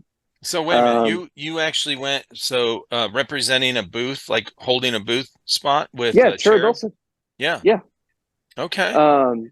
And Dude, that's you know, I awesome. had all the products out on display, giving people how you load them, how you use them, whether you throw them, whether you shoot Yeah, the them. new grenades. And yeah, I mean, they're the safest pyro on the market. That's for the next podcast we're gonna have to do. But I mean, I could not even step away from the booth to turn around and talk to Xfog behind me because Aaron was there, and I haven't caught up with Aaron since I was probably 18, 19 years old. Which And is I was like, the owner. You have to have specified yes, because yes. people have I'm seen He's sorry. the owner of Xfog? Yeah, Aaron's the owner of Xfog. Okay. Aaron Bennett, I believe. Yep. Yeah, I'm gonna reach out to him. I haven't reached out to him, and I even from the beginning when these guys first started using Xfogs, it was like, dude, I would love to talk to this guy that developed it. But you go. Oh, go dude, ahead. they're such good people, man. Yeah. They are. And they're doing something to the industry to help people. You know, you got. I'll let him explain what he's doing. I'll tell you that. Yeah. Yeah, So you were so busy. Dive in is that like lots of people are trying to steal their shit. Yes. Oh, I'm sure. Similar to a business I may or be a part of. But the thing is that they're trying to make the community better, perform better. There's not a fucking person that watches yours, mine, or anybody else's podcast that is Milsim or Airsoft related that doesn't have a problem with their fucking goggles fogging. Exactly. And, you know, the dude's got so much integrity that I went to him and I was like, bro, why don't you make something that goes on my ESS and works with your product? And he goes, oh, well, this guy has it. I don't want to take away from his product. So why don't you go get that and then, you know, invest in ours and it'd be a mashup. Huh. And I was like, dude, I just want to support you guys. He goes, well, we're a collective whole as a community and this is the guy that has it. And I was like, yeah, I mean, that makes sense. That's fucking awesome. We're all here supporting each other. That's cool. Yeah. As far as that's concerned, as a Cherub owner majority, there's such a like everybody wants to be free love and just fucking just give everything away while simultaneously stealing everybody else's shit. That's not how fucking America works. You don't set a standard by just giving everything away. No. Because somebody's going to make something out of metal. Somebody's going to make something out of hard plastic. Somebody's going to make something that is fucking lethal in a game that when you go to California, it's banned and they shoot Nerf fucking rounds at each other. I'll just leave that there. And I would much rather return to the battle at Six Flags, guys. Eastern sold out in 8 minutes. Dude, I saw the post a couple days ago. It said sold out. And everyone on the comments was like, no, freaking out. There's not the other day. You went on 10 minutes after expecting to be out for. They were gone. Tell me, I mean, obviously, I'm one of those guys that buys my tickets immediately because I have a technical and I want to be included. Eastern or green, or up for Battle of Six Flags, it would be called, sold out in 8 minutes. That's crazy, bro. That is fucking insane. He was on End of Airsoft podcast talking about this. It was insane. There was no ticket, Eastern or Western. I say Eastern or Western. It's green and tan, guys. These are Milsim colors. To be able to positively identify each side, you give them basically colors of the opposite direction, I guess. One is tan, one is green.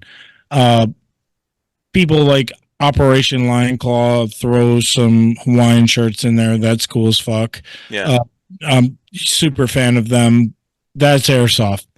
This is Milsim, including a game. Like, there's going to be a Kiowa helicopter. A Kiowa. Kiowa. Like the Indian tribe, Kiowa. There's a Kiowa helicopter. What is this helicopter? Listen, dude, this is the first time anybody's hearing about this. He just literally said there's going to be a helicopter. I'm telling you on your podcast what the helicopter is going to be, and that's your drop. Okay. Oh shit. There's going to be a Kiowa helicopter at this game. There were, I don't want to quote this, I'm just going to say over 500 tickets. They sold in 45 minutes, every single fucking one of them. Holy shit. It is the most epic game that has ever been thrown. It's going to go down in history like, hey, this is the industry standard. And people high up are going to be looking at this fucking game like, what the fuck? Mm-hmm. So this is Six Flags, New Orleans. Mm-hmm. It was underwater for 3 years after Hurricane Katrina. It was completely flooded. Right. It is a train. It looks like a haunted amusement park. That's what I thought when I first saw those drone footage. I was like, bro.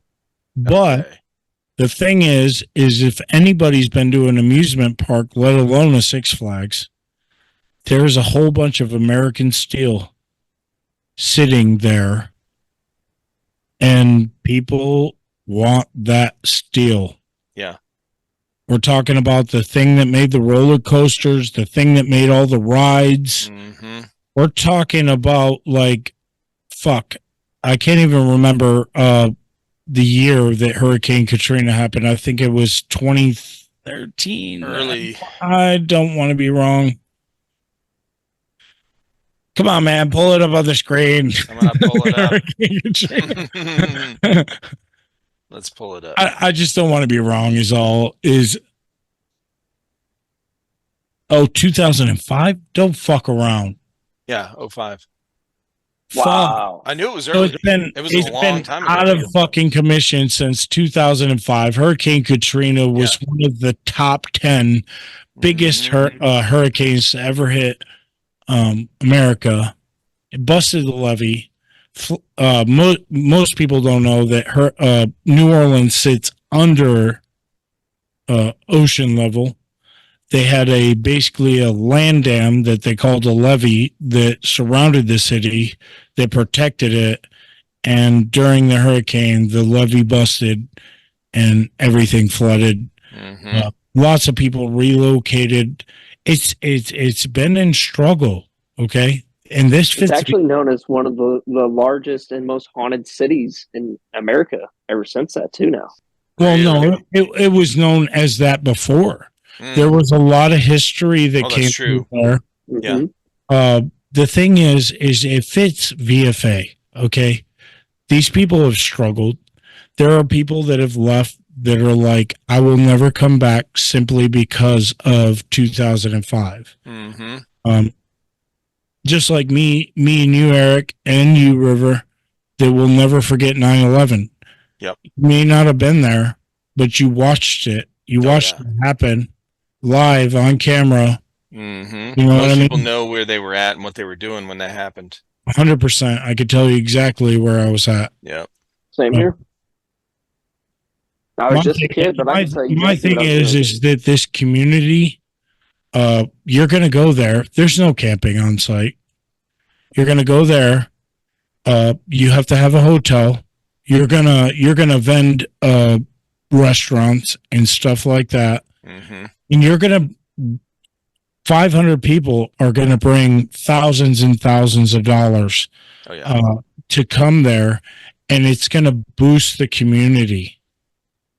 On top of that, you're going to support a nonprofit, absolutely nonprofit organization that worked their fucking ass off. Yep. I want to give a fucking special shout out to Rachel, not to disregard, Shout out Rachel. not to disregard Freddie. Mhm. He's my boy. Rachel did this. It's a one in a lifetime experience, and it by all intensive purposes of the South, where we get shit done. Mm-hmm. And we don't have democratic processes, and it's just like all fucking money, Mm-hmm. and money matters, and inflation and all that bullshit. It's gonna be gone, guys. It's not gonna be like Thunderdome. Yeah. There's not a fucking edge load of steel in a mall. There's an edge load of concrete. So there's always this like factor of, is it going to be there or is it not going to be there? I can almost guarantee you, which by the way, if you don't follow, Look at that. The press pass is even sold out now, too. End of Airsoft released 5 tickets during that podcast. Oh, and nice. And I just want to like throw a little feeler out there. Mm-hmm. Also in your cast, Eric, Okay. there may or may not be some other little feeler tickets. There might be some tickets floating around. Listen, there's no reason to do a podcast if somebody doesn't drop some things out there to keep listeners like, A1. Like or, A1. You know, I heard there's some Hey, golden Ron. tickets floating around out there. You heard? There are, guys. Pay attention. I've got a golden ticket. VFA That's has what's gonna be. listen. VFA has written their protocol for tickets to keep scalpers from scalping. Gotcha. If a scalper came in and bought 20 tickets, Yeah. if the ticket wasn't assigned to an individually, Mm-hmm. that ticket comes back. That's awesome. There's no scalping. Good for them. And that's because of fuck that guy. Yeah, exactly. There's a guy. Oh, always. A certain And- individual. And we're like, fuck that guy. Freddie, myself, and everybody else that wants to support veterans Mm-hmm. getting kinetic again. Right.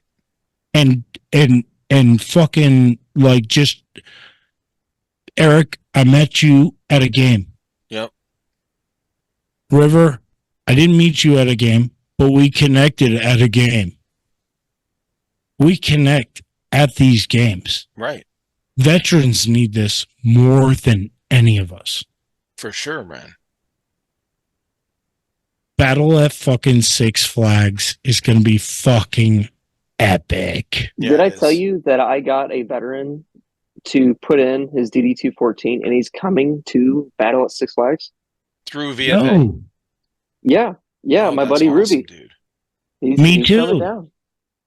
I got fucking old ass fucking Sergeant Myers to fucking register. He's so far down on the list because he doesn't know how to use computers or anything else. that I was like, Freddie, bro, if you got somebody that's not coming, Sergeant Myers, right? He's just, if Eric, to catch you up, he started playing Milsim at 65 years old. Holy shit. Yeah. That's awesome. First Master Sergeant. The title was mixed there at the end. He retired as a first sergeant, and Gotcha. 65 years old. You're looking at dentures, Oh, yeah. and so he had all majority of his teeth missing, and he got just hit in that sweet spot where you didn't have a tooth to stop the impact. I love talking shit about this because he loves this shit. And he's like, I was like, sir, me and Bob tried to pop what you thought was a BB in your face out. There's nothing there. It's just your imagination. He fucking went and got it sonogrammed. There was a 7mm BB, which is a bio BB, right? Holy shit! Bio BBs expand in moisture, and it was jammed in his skin. Ooh. Yeah, and he had 4 stitches. And there was a BB there, and I was like, "Sir, we both have been penetrated by the BB." Oh, don't. Hey, listen. I'm about to put him on blast. Don't do it. Yes. He ran off a screen. Go back to his screen. Look. He's gone. He's gone. There's a reason why. I feel like shit for doing it. What'd you do? Oh, yeah, look at that. That BB I popped out of my skin. Oh, shit, that was in? Oh, it was so in. You grabbed it. I grabbed how close did you get shot? Weapon. We're talking about the FUPA. Yeah. And we're going to chrono the FUPA. Tell it so we're going to chrono the FUPA. And this guy goes to grab the fucking rifle or the minigun, and he goes to spinning around, but I have my hand on. I wish I had something just to show. The way you shoot is you put your hand on it and you squeeze it. Yeah. Had you ever fired one of those guns specifically ever before in your life? This is about to be a very questionary interview. No. No, I have not. Because we remember this quite differently. Oh, yeah? Because whenever you spun it around, I had it slightly in my hand, and you spun it right into a sweet spot where I had somewhat of a grip on it and pulled it right into your arm. Yeah, bud.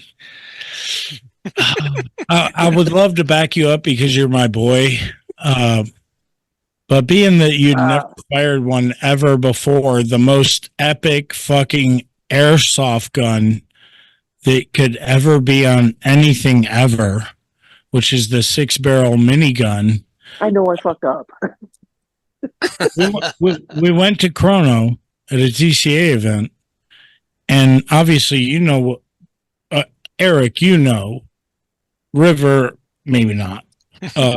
It was my first time. Knows what a chrono looks like. It's a box. I can hold my hand out here. Sure he knows. And say, "Oh, this is about the size of a chrono box with a little hole right here." Okay. And so I grab the end of the gun, and he's sitting there.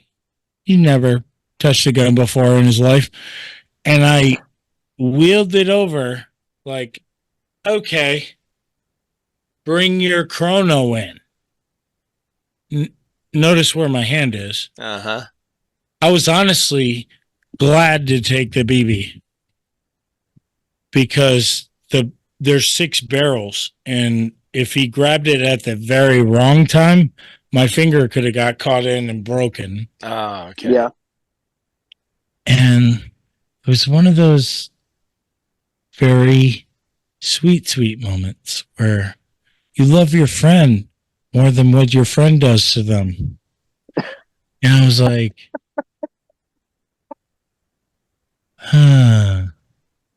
let's fire it into this thing. And my arm right here was, mind you, that's the Purple Heart for my grandfather in the Korean War. River. And you shot it. River. No, actually, underneath it. No, shitbird. the fucked up part is he shot everywhere where the tattoo wasn't. That's a ranger. That's a ranger. I'm gonna give him his props, bro. Literally, it did not You hit the missed the tattoo. target. It was never a target. He was.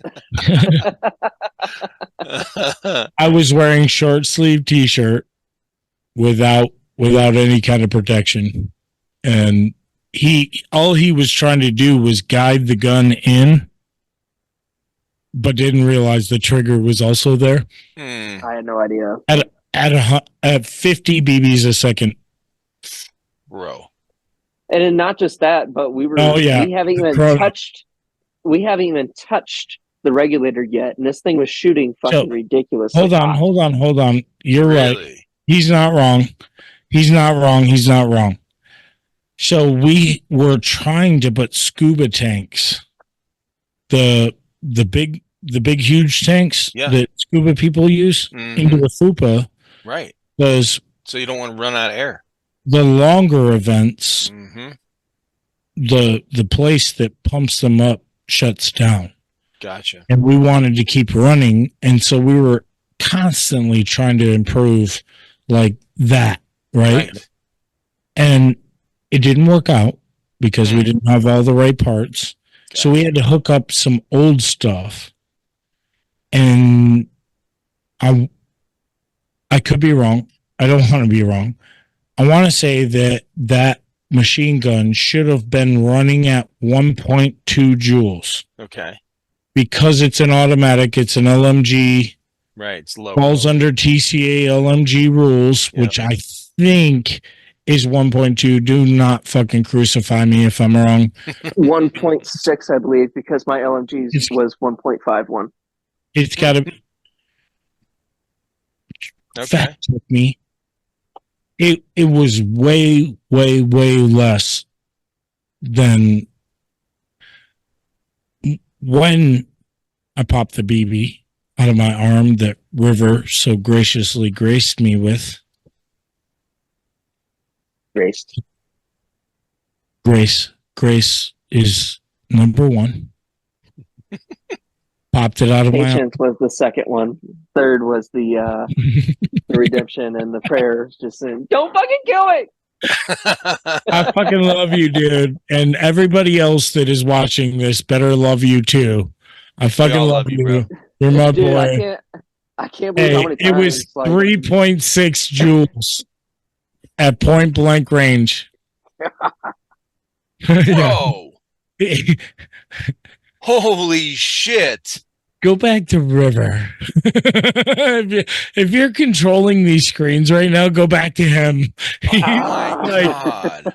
He tried to like fucking River City Ranger Trump, like I don't know what you call that, where you try and fucking medic somebody out on the field, but he tried to do that. Like, oh my God. Bro, just let it bleed. Dude. I need you to suffer too. I'm surprised the BB didn't shatter inside your arm, bro. I carry 2 IFAKs on my kit, and one's a real IFAK, the other one's kind of like an airsoft IFAK. And I'm immediately just fucking trying to rip my shit open. I'm like, I'm so sorry. And I get home, and I'm looking around, and I'm like, oh man, I still had some bleed powder I could have threw on there, and I still feel like shit. I'm sorry, Jax. Don't feel bad anymore. He's got a great story. You don't do that. He's got a cool podcast. You know, this is the first time he told me he felt bad about it. No, it is not. Every other time he was like, yeah, like right after he's like, dude, grow up. Like, toughen up, okay? You kiss your mother with that mouth? About me and Airsoft, I don't like. You kiss your mother with that mouth? That's pretty much what he told me when it happened. So, no, right? He didn't. To make it clear, obviously, the big thing about me and Airsoft is I don't like hurting people to the point where I said sorry at least like every 2 to 3 hours to him. Over that weekend. Look, we got him red, dude. We got the Indian red over there. Right? Nah, bro. We're just fucking busting your chops. I know, but I still feel like shit. I think it's great. Nah, dude. It was You're never honestly, gonna live it down, bro. You're never gonna live it Oh, I down. won't. that was the second time that happened. And that's what you told me. That was the second time. You should have learned from me first. Now I don't Oh, feel so shit. bad. Now I Right? don't feel so bad. Maybe you should keep Yeah, it. you should feel bad. Little shit. No, the same year that we put him on there, one of my best friends, real pew pew guy, it was downpouring, and we were just like, bro, this is like a $5,000 weapon. It is. Like, go up on Eve, like, and look up the fucking most expensive weapon. This is what we're talking about right now. It is the micro gun or whatever. Yeah, yep. Yeah, this thing's crazy. And so we wanted to show out and just fucking sell. I just want a happy birthday, Sal. Today is Sal's Z Monster's birthday. Happy birthday, brother. Huge fucking shout out to him. Yes, sir. He took a really large chance, and we talked about this on the first time me and you, Eric, talked about why the FUPA came to be, right? Mhm.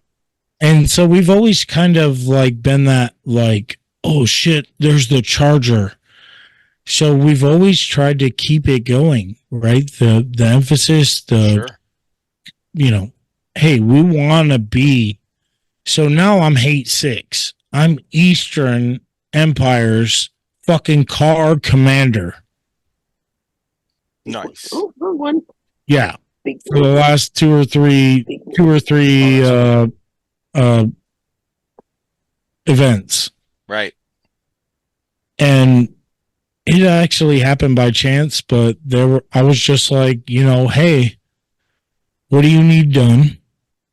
We will try our hardest. Mm-hmm. And then after that, it was pretty much up to me. And it was just like, hey, this fell.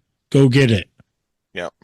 And it was 2-on-2 linked fucking cars moving in like real military does into one provides rear security, the other fucking goes in for the attack. Mm-hmm. And we've been really, really, really effective, minus my heat cat, where I spent most of it in a blue porta potty, which many, many teams have made memes of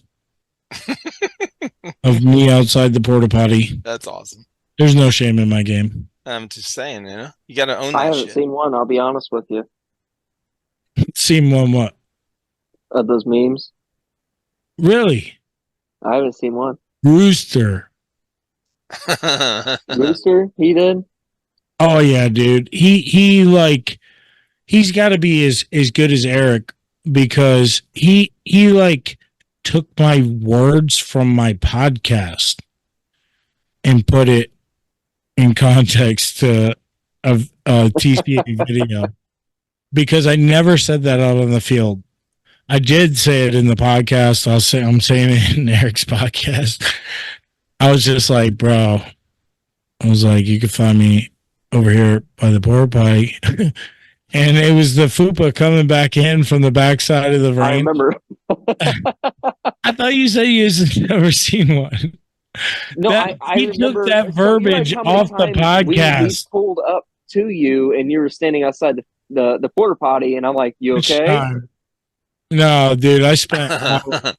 So let me, for your listeners, Eric, when you become, even if you skate a heat cat, right, which means you don't have to go to the hospital, you Exactly. don't. Nemo, if you've not personally interviewed him, you should. Okay. Nemo, he's missing an arm. Badass player. That's why he's got a little fin. Mm. He's an amazing person. We fell onto him years and years and years ago, and we just never, like, you would never know he's missing an arm. Him and his exo were hospitalized heat cats at that event. Damn. He spent 3. His XO spent 1. When you know what that type of heat does to you, obviously we talked about it a little bit earlier, you have to mitigate it. If you dunk your head in ice water, you're going to the fucking hospital. Yeah. Could be. You have to slowly bring your body heat back down. You get into the shade. You use, in my case, I used one of those cooling towels. It's something that you saved my wife with one of those, by the way. No, she saved me because I would have never bought one without her. That's why she's the grandmaster. You fling it around in the air, even if it's covered in sweat. You just fling it around in the air a couple of times, and it's just cool enough. It's not overly cool. None of that shit. I'm not bullshitting you. I would have never bought one if his wife didn't tell me to. And you just drape it around your neck. It took me 2.5 hours to bring my body temperature, my head, neck, and when you feel a heat cat coming on, it's from the neck up, guys. It's your head. You cannot cool your brain down. Your body is telling you that it's like your iPhone, if you got one, telling you, hey, we cannot operate because the screen's too hot. It's in direct sunlight. Yep. And so it took me 2.5 hours to even get back into the game. And then the car fucking wouldn't shift out of gear. Oh, shit. Yeah. I found that other heat cat that I was telling you earlier during that moment. We were just trying to figure it out. And I want to say that this sport is growing at such a fucking phenomenal level as far as the camaraderie that the Western forces, we were Eastern, FUPA is Eastern, it will be and always will be Eastern at TCA events. Western forces came off the field to help us. They fixed our car and got us back into the game because we kept their number one technical in the game to begin with. Oh, okay. So yeah, Jax gave his own personal regulator for the scuba tank, I believe. Okay. Was it the regulator? Venom. Oh, for their Venom vehicle? Yep. Yeah. So their regulator and they came off the field and gave him a hand with that. No, I mean, not only did they come off the field, Bumblebee, and I'm going to shout every single one of them out. Venom, Bumblebee, and Tyler from Unit 91, who we tied up with in Jacksonville for number one technical. Tyler fixed our car, but it took 3 Western technicals radioing back and forth to one another that brought him in. He called a mechanic, the mechanic. So our car is actually a police car. Right. They put so much redundancy into them to keep them from being hijacked, all the things, right? Yep. The normal fix wasn't the normal fix for our car. And keep this in mind, my brother and I, we have both worked for Dodge. So when it came to fixing this, we had to think outside the box to the point where we had to call in some extra help because we had no idea. I have a Dodge Charger myself. I have a 2012, almost very similar to what he has. Besides, he's got the same engine. It's just he's got the police package, and I believe he's got the Intercept package. Yeah. No. Confused. Pursuit? Is it Pursuit or Intercept? No, it is a police car, but not all police cars are deemed the same. It is rear wheel drive. Right. Yeah. We are going for all wheel drive.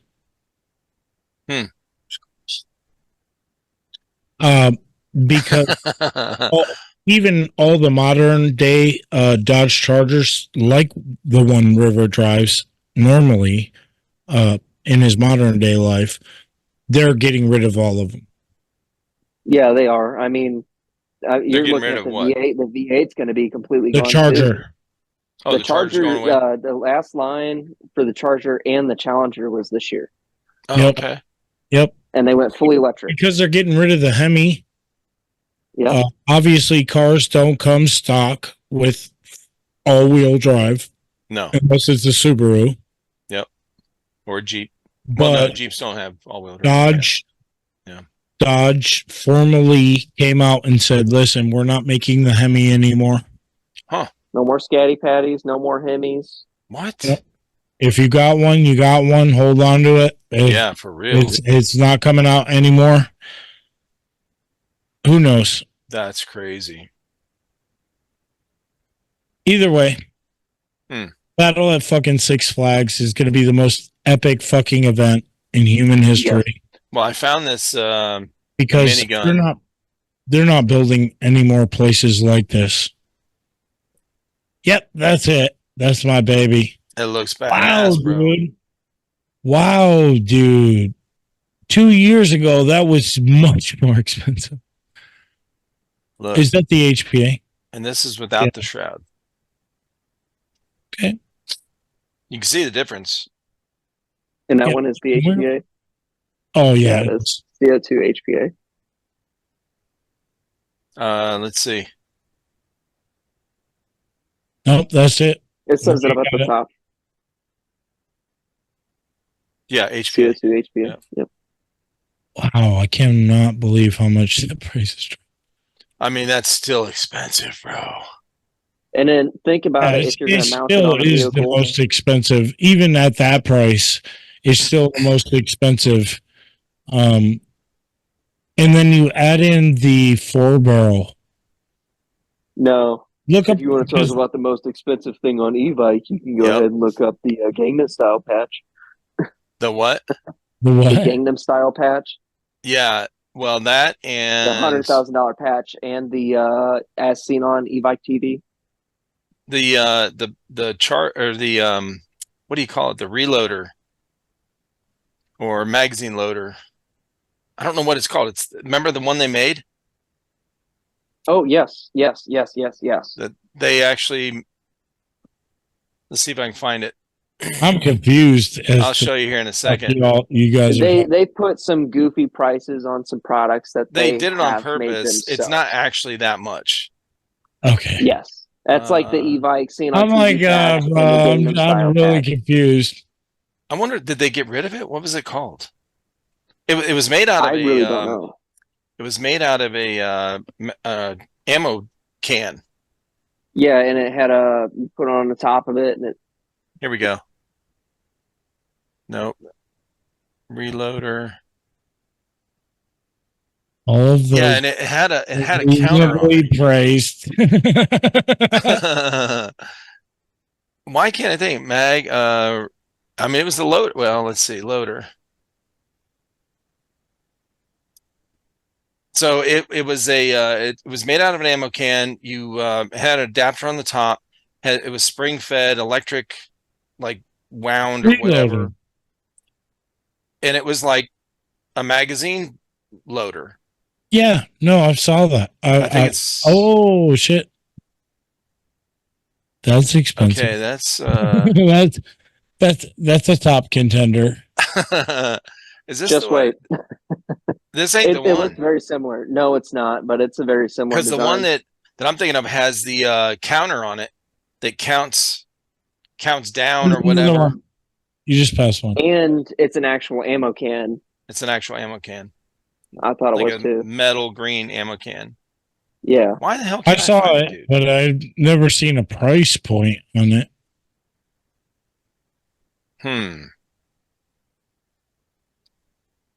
I mean, we looked this up when we first started our channel. I was like, man, we need a electric speed loader. Maybe that's what I need to look up, speed loader. Because I was like, we're loading all these magazines for the reviews, and shit gets old. I have seen what you guys are talking about. Uh-huh. I just didn't see the price point. Yeah. So it was like, what was it? It was some outrageous amount, like something that it was like 25 grand. It was something Yes. that nobody would ever order. And Just look up the Uh, Gangnam Style patch. You That'll have a really put the price FUPA point of out your there. own for 25 grand, people. all right, we're gonna do one last page here and see. Yeah, if don't ever fucking dump that kind of money into anything that doesn't have 4 wheels right. and 100 BBs a second. No shit. Okay. Well, I don't see it. That's okay. So what is it now? The patch. Oh, the Gangnam Style patch. It's I believe it is the Gangnam Style patch, and then there's the As Seen on Evike TV patch. Just gang patch. Those are the two most expensive patches that they have. Let's see.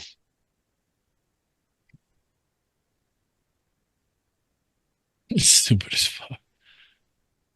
It is crazy. There should be they a have filter that kind goes. of money, pay that kind of. Oh, right Oh, there. yeah. Oh, go back down. Go back down. Right there. Evike. So Oh, this thing? 5,000. That's the yeah, most expensive thing I've Oh, seen. that's not even the one I'm talking about either. The one I'm talking about is like Oh, right there. 25. Right at the top, it's $10,000. That's not even it. Dude, that's a fucking $10,000. I'm telling you, it's not even it. The Gangnam Style patch was even more. Who cares? That's $10,000. No. That's $10,000. I mean, Iron it's Horse literally One, I went $1 out short. there, and the dude handed me a Gangnam Style, the Hex Gangnam Style, and a full size Gangnam Style. There we go. That's it right there. Right here. And he hands it to me, and he goes, "Hold on to these. They're worth quite a bit." So, me not knowing, I traded them that same day, and I flip shit when I get on there, and I'm like, "Dude, are you kidding me?" 10 grand. Oh, they're only 10 grand now. Go down to the dimensions. Yeah. They're 3 literally inches tall by 2.5 inches. $20 is $20, but fuck you if you pay for that patch. Look, somebody put it in here. Oh my this god, is a great patch. Somebody said, why are people getting so triggered over a patch? Oh my god, I love it, dude. I love it. Patch fiends. This is how you know. Hey, go back down to the comments. I love comments. I'm selling mine for $99.98. $1 less. And the dude below it says it's still available. Available. Oh god, comments are this is great, dude. Love wonderful people. You all are wonderful. If you're watching this today, it's all wonderful. Oh my god, that's funny. I'd probably buy a Porsche with this kind of money. Okay. No, not a real one. That's pretty funny though. By a jet ski. Yeah, right. Yeah, that's pretty funny. They had I love the sense of humor. Funny, but it's in the also Airsoft community too. Yeah, I mean that's the cool thing about a lot of the Airsoft stuff, and most of the guys in Airsoft they have a good sense of humor. Yeah. Mm-hmm. I mean, 100%. most everybody that's pretty mature as a person, they realize, hey man, we're just playing with toys. Like we're playing for fun, Your mom. Yeah, your mom. Exactly. Exactly. I will sell you this patch for $500. Sure. I should have bought some. We should do an auction for it, dude. Listen. You should do an auction. The only way that you get this, besides paying $500, is if I actually do an epic on film your mom joke which means your mom is involved. I'm pretty sure you made a your mom joke to Aaron over you can here. avoid all of that Yeah. by purchasing this your mom patch For a low price. just 500. It's nothing like Evite. That's $10,000. This is just $5, bro. $500. Whammy. And if you buy a patch, we'll donate every cent to Veterans for Airsoft. There you go. 100%. That was an epic drop. I actually will. Well, Fuck yeah. speaking of like donating and all that kind of stuff, have you guys, I know this is a little off topic, but do you guys know or follow August Burns Red, the group, the metal group? The band? Yeah, the band. Oh, fuck yeah. Okay, so you know Jake Lures is the lead singer. He's an airsofter, right? And he's been doing. Wait. August Burn, as in August Burns Red. Yeah. One of the fucking bombest fucking bands out there. He's an airsofter? Yeah, buddy. Okay, the next time I'm losing my shit right now. Oh shit. I have been to so many concerts, and especially one where they were not headlining, but you know, headliners. Yeah. In a run. this one. I never have thought. Yes. I never have thought to ask a band member if they play airsoft. Now, the next time I see them, I have to fucking ask. You know how I found out? How? Is when I had Little Miss Airsoft on the podcast like 2 years ago. Okay. We were talking about music and I said, yeah, I like metal. I've been to metal concerts, you know, whatever. And like Trivium and shit like that. She's like, oh, you might like August Burns Red. And I was like, oh, I've never heard of them. She actually turned me on to them. And then she's like, oh, and by the way, the lead singer, Jake Lures, is a huge airsofter. He's part of Grimnir Tactical up in the northeast part. Yeah, no shit. Like he's good friends with Rabbit.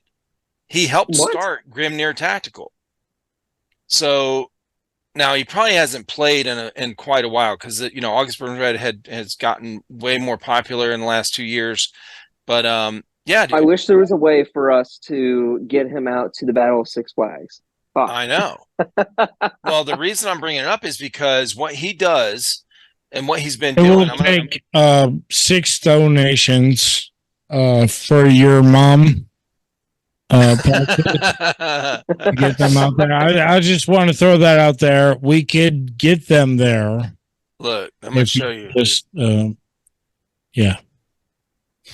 This dude is. This is the type of shit we need to be linking up. And hey, since we're talking about patches real quick, I'm going to throw this out there. This is on my own little thing. Yeah. I'm doing a giveaway right now on my River City Ranger page, and it's for one of my River City Ranger patches. Oh, is it on your Instagram page? It's on my Facebook, River City Ranger on Facebook. All you have to do is like it, share it, and tag one person for your entry. Oh, I thought I had.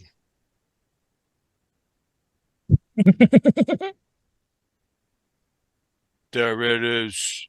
That's it. Oh, wow. Yeah, man. I guess so I have 2 different pages. One of them I liked it, one of them I didn't. Okay, so is this it right here? No, no, go down. The left, right there. The left, the patch. Yep. Okay, this is the giveaway thing. Yep, that's it. Okay, so how do people enter? You like, share, and tag. Share it and tag one of your friends. Okay. And that will get you one entry.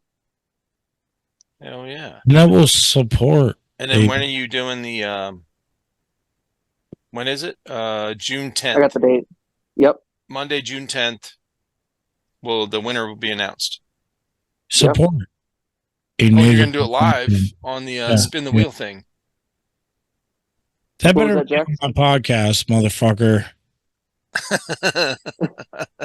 I'm Native American too, and so is Eric. And like, bro, that's a fucking arrowhead.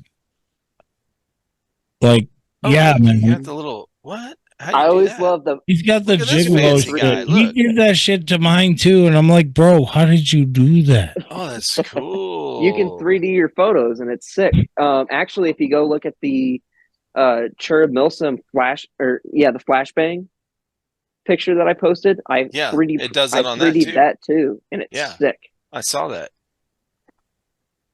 So before, yeah, Whoa. he hit me to that. Dude, that's 100%. trippy, bro. That was worth the trip. That Just is to cool. take that picture right there.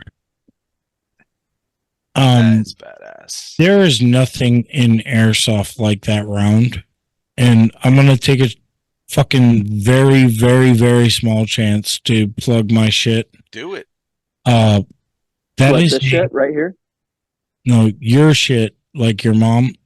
Oh, yeah, no. Oh, What he's he's actually holding? got one. Oh, sorry. I thought we were talking about something different. He's holding it in his hand. If you zoom into it, I have one as well. Actually, I have all of them next to me. Oh God, let me get mine. River, you could not possibly produce as many as I could, but no, I know I have a fucking horde right now, but I can't. no. I'm gonna fucking give giant fucking praises to River. I call him River. So if you ever hear me say River, I'm talking about River City Ranger. Not River Phoenix. Got it. Yeah. I mean, just like his mom, Running Wolf. We just say running. Last time I heard We just somebody say reference running. her, they She's called her a running. train. She's running and running. It's acronyms. Okay. We just keep it short. Now, guys, this is a reusable flashbang that is recoverable, reusable, provided nobody stomps it out or steals it. Mm-hmm. And you can set the timer, and it's water resistant. Ooh. It's never been seen in airsoft, and honestly, I also want to plug the last thing is y'all haven't seen shit yet. I'm working with Dead End Outfitters Nice. for the next one. You know, Cherub has brought in some products that have never been seen before in airsoft, such Background as provided by VFA, by the way. Yes. A fucking drone dropper. Oh, that's cool, man. You drop it, it goes boom. You recover it. You put a new one in. You drop it again. Like the You want to show the scatter bombs? No, I want to talk about VFA. Okay, Hold on a okay, second. we'll get back on VFA. This. Can we go to VFA? We can. Hold on, August burns red. Yeah. So do you guys know? So badass. Do you know the guy that plays Call of Duty Ghost? You know, they did the actual mocap. Yeah. Okay, so it's Jammer Actual is his Instagram page. So I met him at SS Airsoft in Georgia. Okay, a couple years ago at the Call of Duty event. I met him. I met Alex Zedra. Okay, if you guys don't follow her, or if you know who I'm talking about, go follow her. And a couple other people, whatever. So the reason I bring up Jammer is because Jammer Actual just recently started getting into skydiving. Okay, now Aaron Schweitzer is his name, his real name. He's a Marine Corps veteran. He was in special operations. He was a spec ops dude, and he always had a fear of skydiving. Okay, and so anyway, he's been out of the military for quite some time, but he recently started getting into skydiving and wanted to get certified and going on his own, which he's done. So look, this one, I think it's. Go back up. Well, this is a skydiving one here. Jake, you should skydive if we raise 100K. No! No! Jumping out of a plane, gonna raise 100,000 grain, and there will be a stain in the undies that I contain. Because I'm trying to raise $100,000 for mental health. And whose mental health? Not mine, because I'm scared. This isn't helping me. I'm not gonna benefit from this. But there's gonna be a lot of people that will. But New Grade is also huh? phenomenal organization. So anyway, yeah, they're doing the fundraising thing. They're doing the for mental health. Okay, and him and Jammer Actual are going to go skydiving together if they raise $100,000 for this mental health foundation or whatever. So Okay. it's pretty cool. It's pretty funny. That's fucking awesome. It's wild, man. But yeah, Jake Lures is an airsofter that helped start Grimnir Tactical up there in the Northeast. Fucking Well, now I'm gonna have to pester him the next concert that I go to. Yeah. Well, when I had Little Miss Airsoft on, she was like, yeah, she told me about him, and then she's like, I'll have to see if he'll, I'm friends with him. I played airsoft with him. I'll have to see if he would come on the podcast. Your mom. Yeah, I was just saying, just River, bring. Yeah, it'll work out. So, how many patches is that up to now? I think like 4. Yeah, right.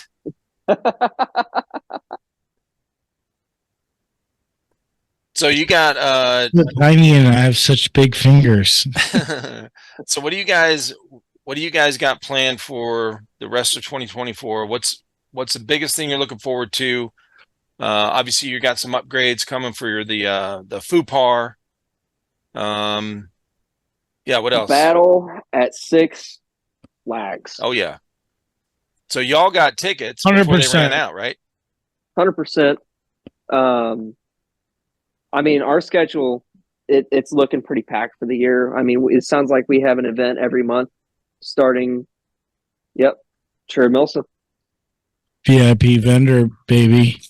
How did you come up with Cherub, by the way? You had you were doing something else, right? With when I met you at, like, they had the Fight Club thing, and then That was us playing. That was Right. Oh, that had been it was Fight Club before we ever started playing Airsoft. Gotcha.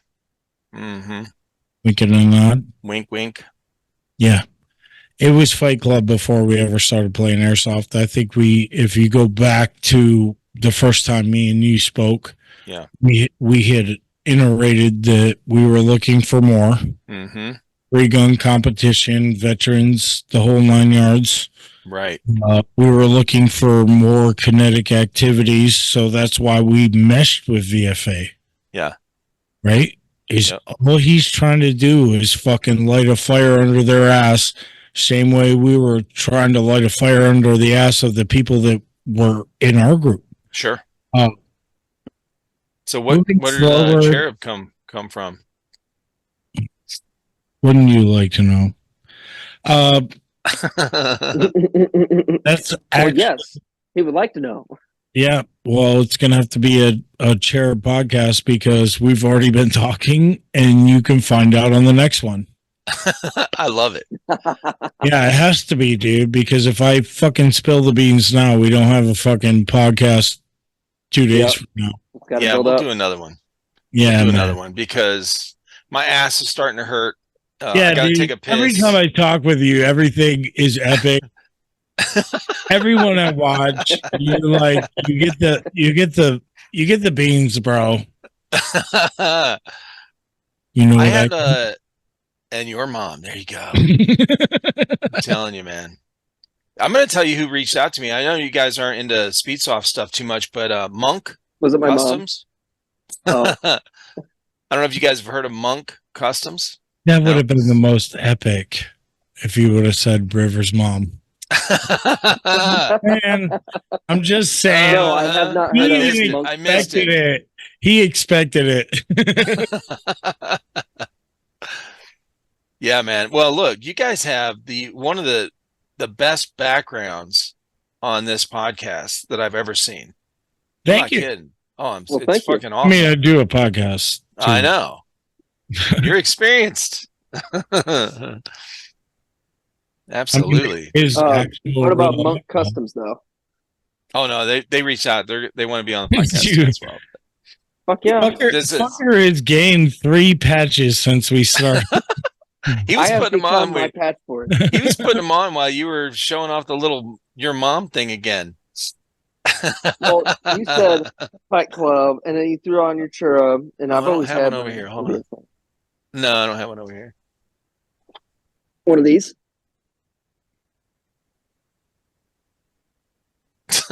Oh, there you go. Nice. Nice. Put my patch on, bro. Hell yeah. Oh. And actually, Oh, I got Lord. new name tapes. There you go. And yes, Jax, I finally got River City Ranger name tapes. Do you? I had a River City Ranger patch before you did. You did too. Is that still your call sign or whatever? River City Ranger? Absolutely. 100%. Yeah, man. Nice. Actually, hold on, let me throw a new headphone on because my shit just died. Yeah, give a shout out to your where people can find you and all your River City stuff. River What was Shitty. that? My headset just died. River you're Shitty. Whoa! No. Now listen, I live River in St. Shitty Louis. Ranger. Yeah.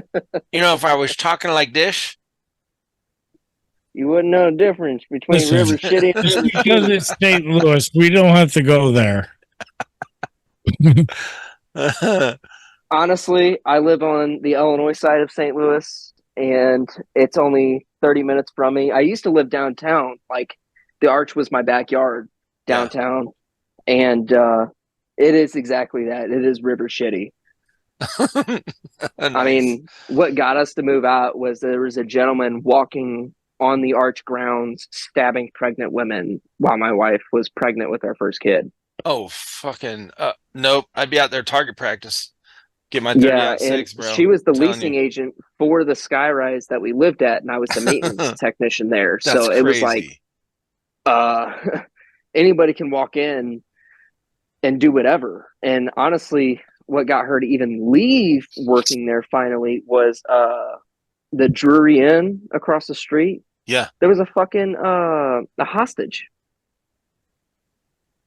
Dude pulled his, I guess it was a mom with her kids. Dude pulled him in there and was a hostage for like over 6 hours.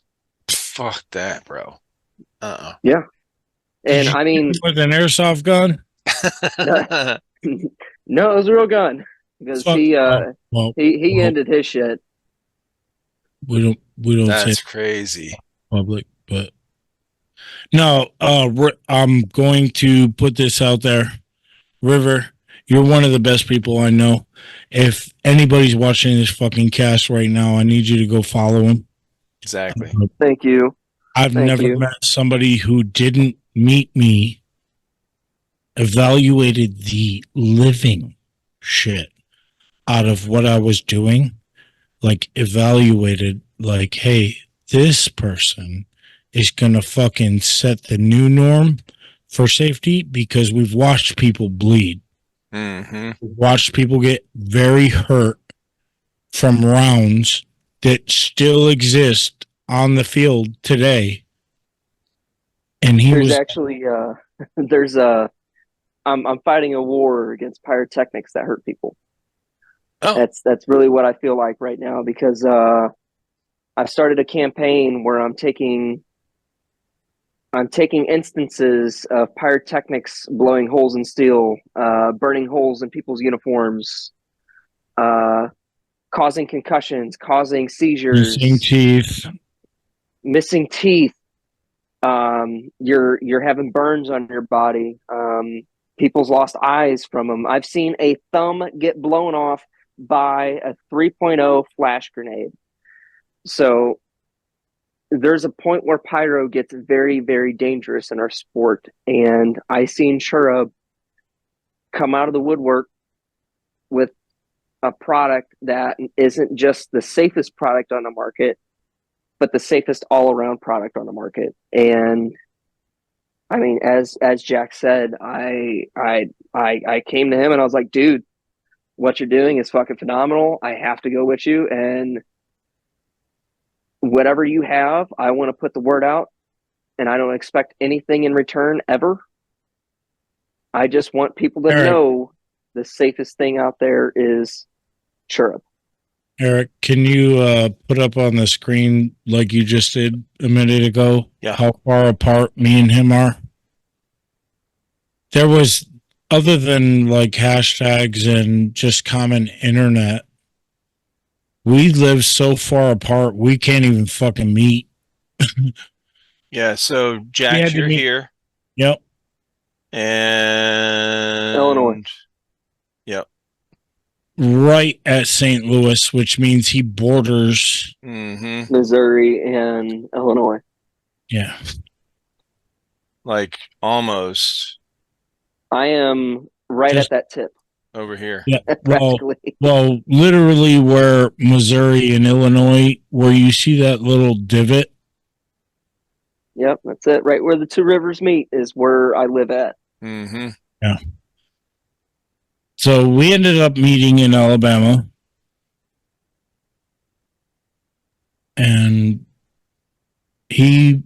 I honestly, you're going to have to tell the story about how we met, but I don't want to take anything away from VFA to promote myself. That to me is like a cardinal sin. Well, our first event was a VFA event. Yeah. And you called me out there not just to support Cherub, but to support VFA and to show another company that is not just a booming of its own, but that's helping the community. Eric, and not just the airsoft community. Veterans for Airsoft.org. But not just a community that's helping out airsoft, but a community that's helping out veterans all around. We met and instantly kicked off.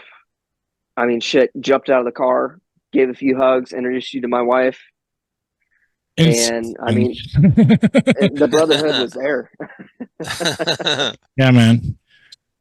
And guys, if you've never participated, Airsoft is God mode.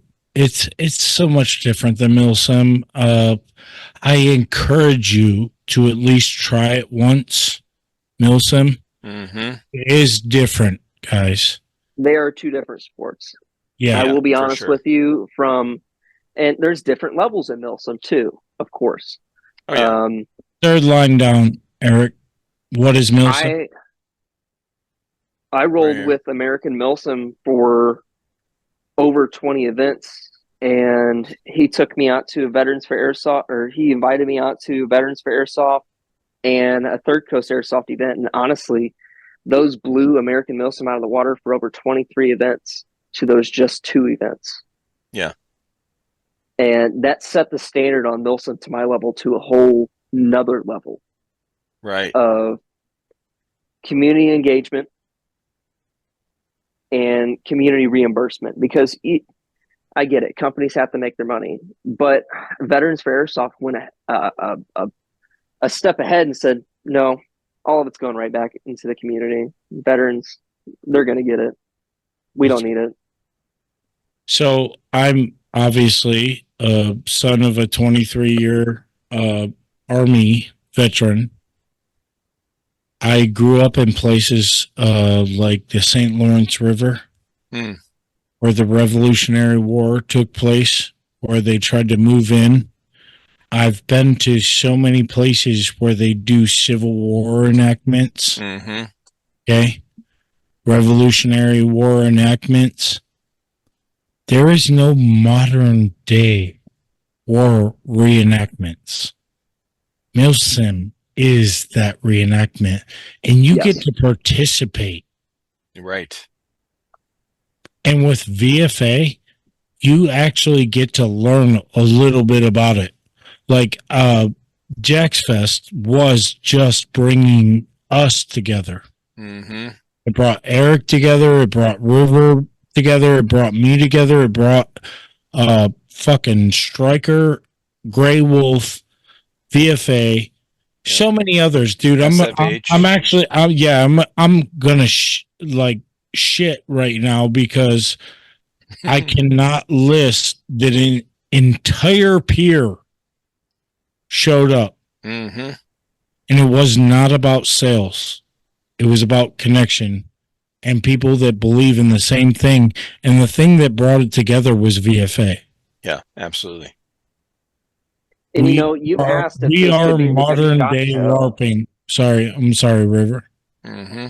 You asked if this could be the next SHOT Show, and he threw it out there as, why don't we just make this as the next community day where we all just get together for the Southeast, and this would be a Southeast convention, and this would be the Airsoft convention for us down here. Instead of taking away from SHOT hold Show, hold on. You don't get to talk. I do. I'm going. I was there. This was a non-competitive Airsoft / Milsim event on a major holiday, one of the most major holidays. Yep. It was fucking epic. Right. The pier was full. The people that showed up, it was hot as dick and balls. All the balls. It was, man. Yeah, that's awesome. But I have never participated in a raffle that was that big. So many people fucking donated. And in fact, I wanna fucking give a huge shout out to Striker. Striker was the fuel, right? They were the main sponsor behind the event. Gave everything that one individual would need to participate in an Airsoft, Milsim, or anything else event. It was a backpack. It was a vest. It was a gun. It was BBs. It was everything you needed to participate. And the person that won it already had what it took to participate. So he stood up and pointed at the youngest individual in the crowd. Oh, that's cool. He was trembling. He could not believe. Shout out to Matt, Striker Airsoft. Mm-hmm. He was shaking. He could not believe what belt, dude. I'm talking about, like, Striker is going up in this field. Mm-hmm. These aren't like what do you call them? The cheapy shit you buy off of Amazon. Emerson. Emerson's actually good. My brother used It used to be good back in the day. I'll be honest with you. No, I miss the leather shoulder straps. There's another group out here that makes stuff for Airsoft. Mm-hmm. Striker is now making stuff for real combat. Oh, wow. And belt, mags, gun, BBs, fucking backpack, everything. You're in a game for the first time ever. One ticket. And the guy that fucking got it, had it, apparently. He stood up, found the youngest, obviously, like, hey, I'm not going to give it to the baby over there. Yeah. Gave it to the middle. To your mom? Teenage. No, I gave it to my mom first. You shouldn't have talked to me about this. My new resolution was to say the most incestual thing when somebody says your mom. No, dude, it was fucking epic. And that is what this community, like, pay it forward. If you got it, It is, man. pay it It's awesome. forward. Well, where can everybody find you, Jax? That's a good note to end on. Probably at your mom's house. Yeah, baby. I'll give this to you the next time I see you. Hell yeah. Griffin, You your weren't. mom on air. Your mom on air live. No, I mean, I own Cherub Milsim. Well, I'm one of the owners of Cherub Milsim. I run the AAR. I 100% support you, River City Ranger, Airsoft Junkies, Veterans for Airsoft. TCA. TCA. Yeah. Dead End Outfitters, Striker Airsoft. Like, guys, we're fucking merging together. You can find me anywhere you can find people that fucking want this industry to go to the next level. I'll be there. And the next level is ESPN level. ESPN, baby. All right, guys. Thank you so much for being on, man. It's great catching up again. Shout out to Freddie. Much love and respect, brother, for what you're doing with the VFA. Appreciate Yeah, you we got to guys. get him on here with you again. Oh, yeah. He'll be on. All right. Peace All right. out. Thank you.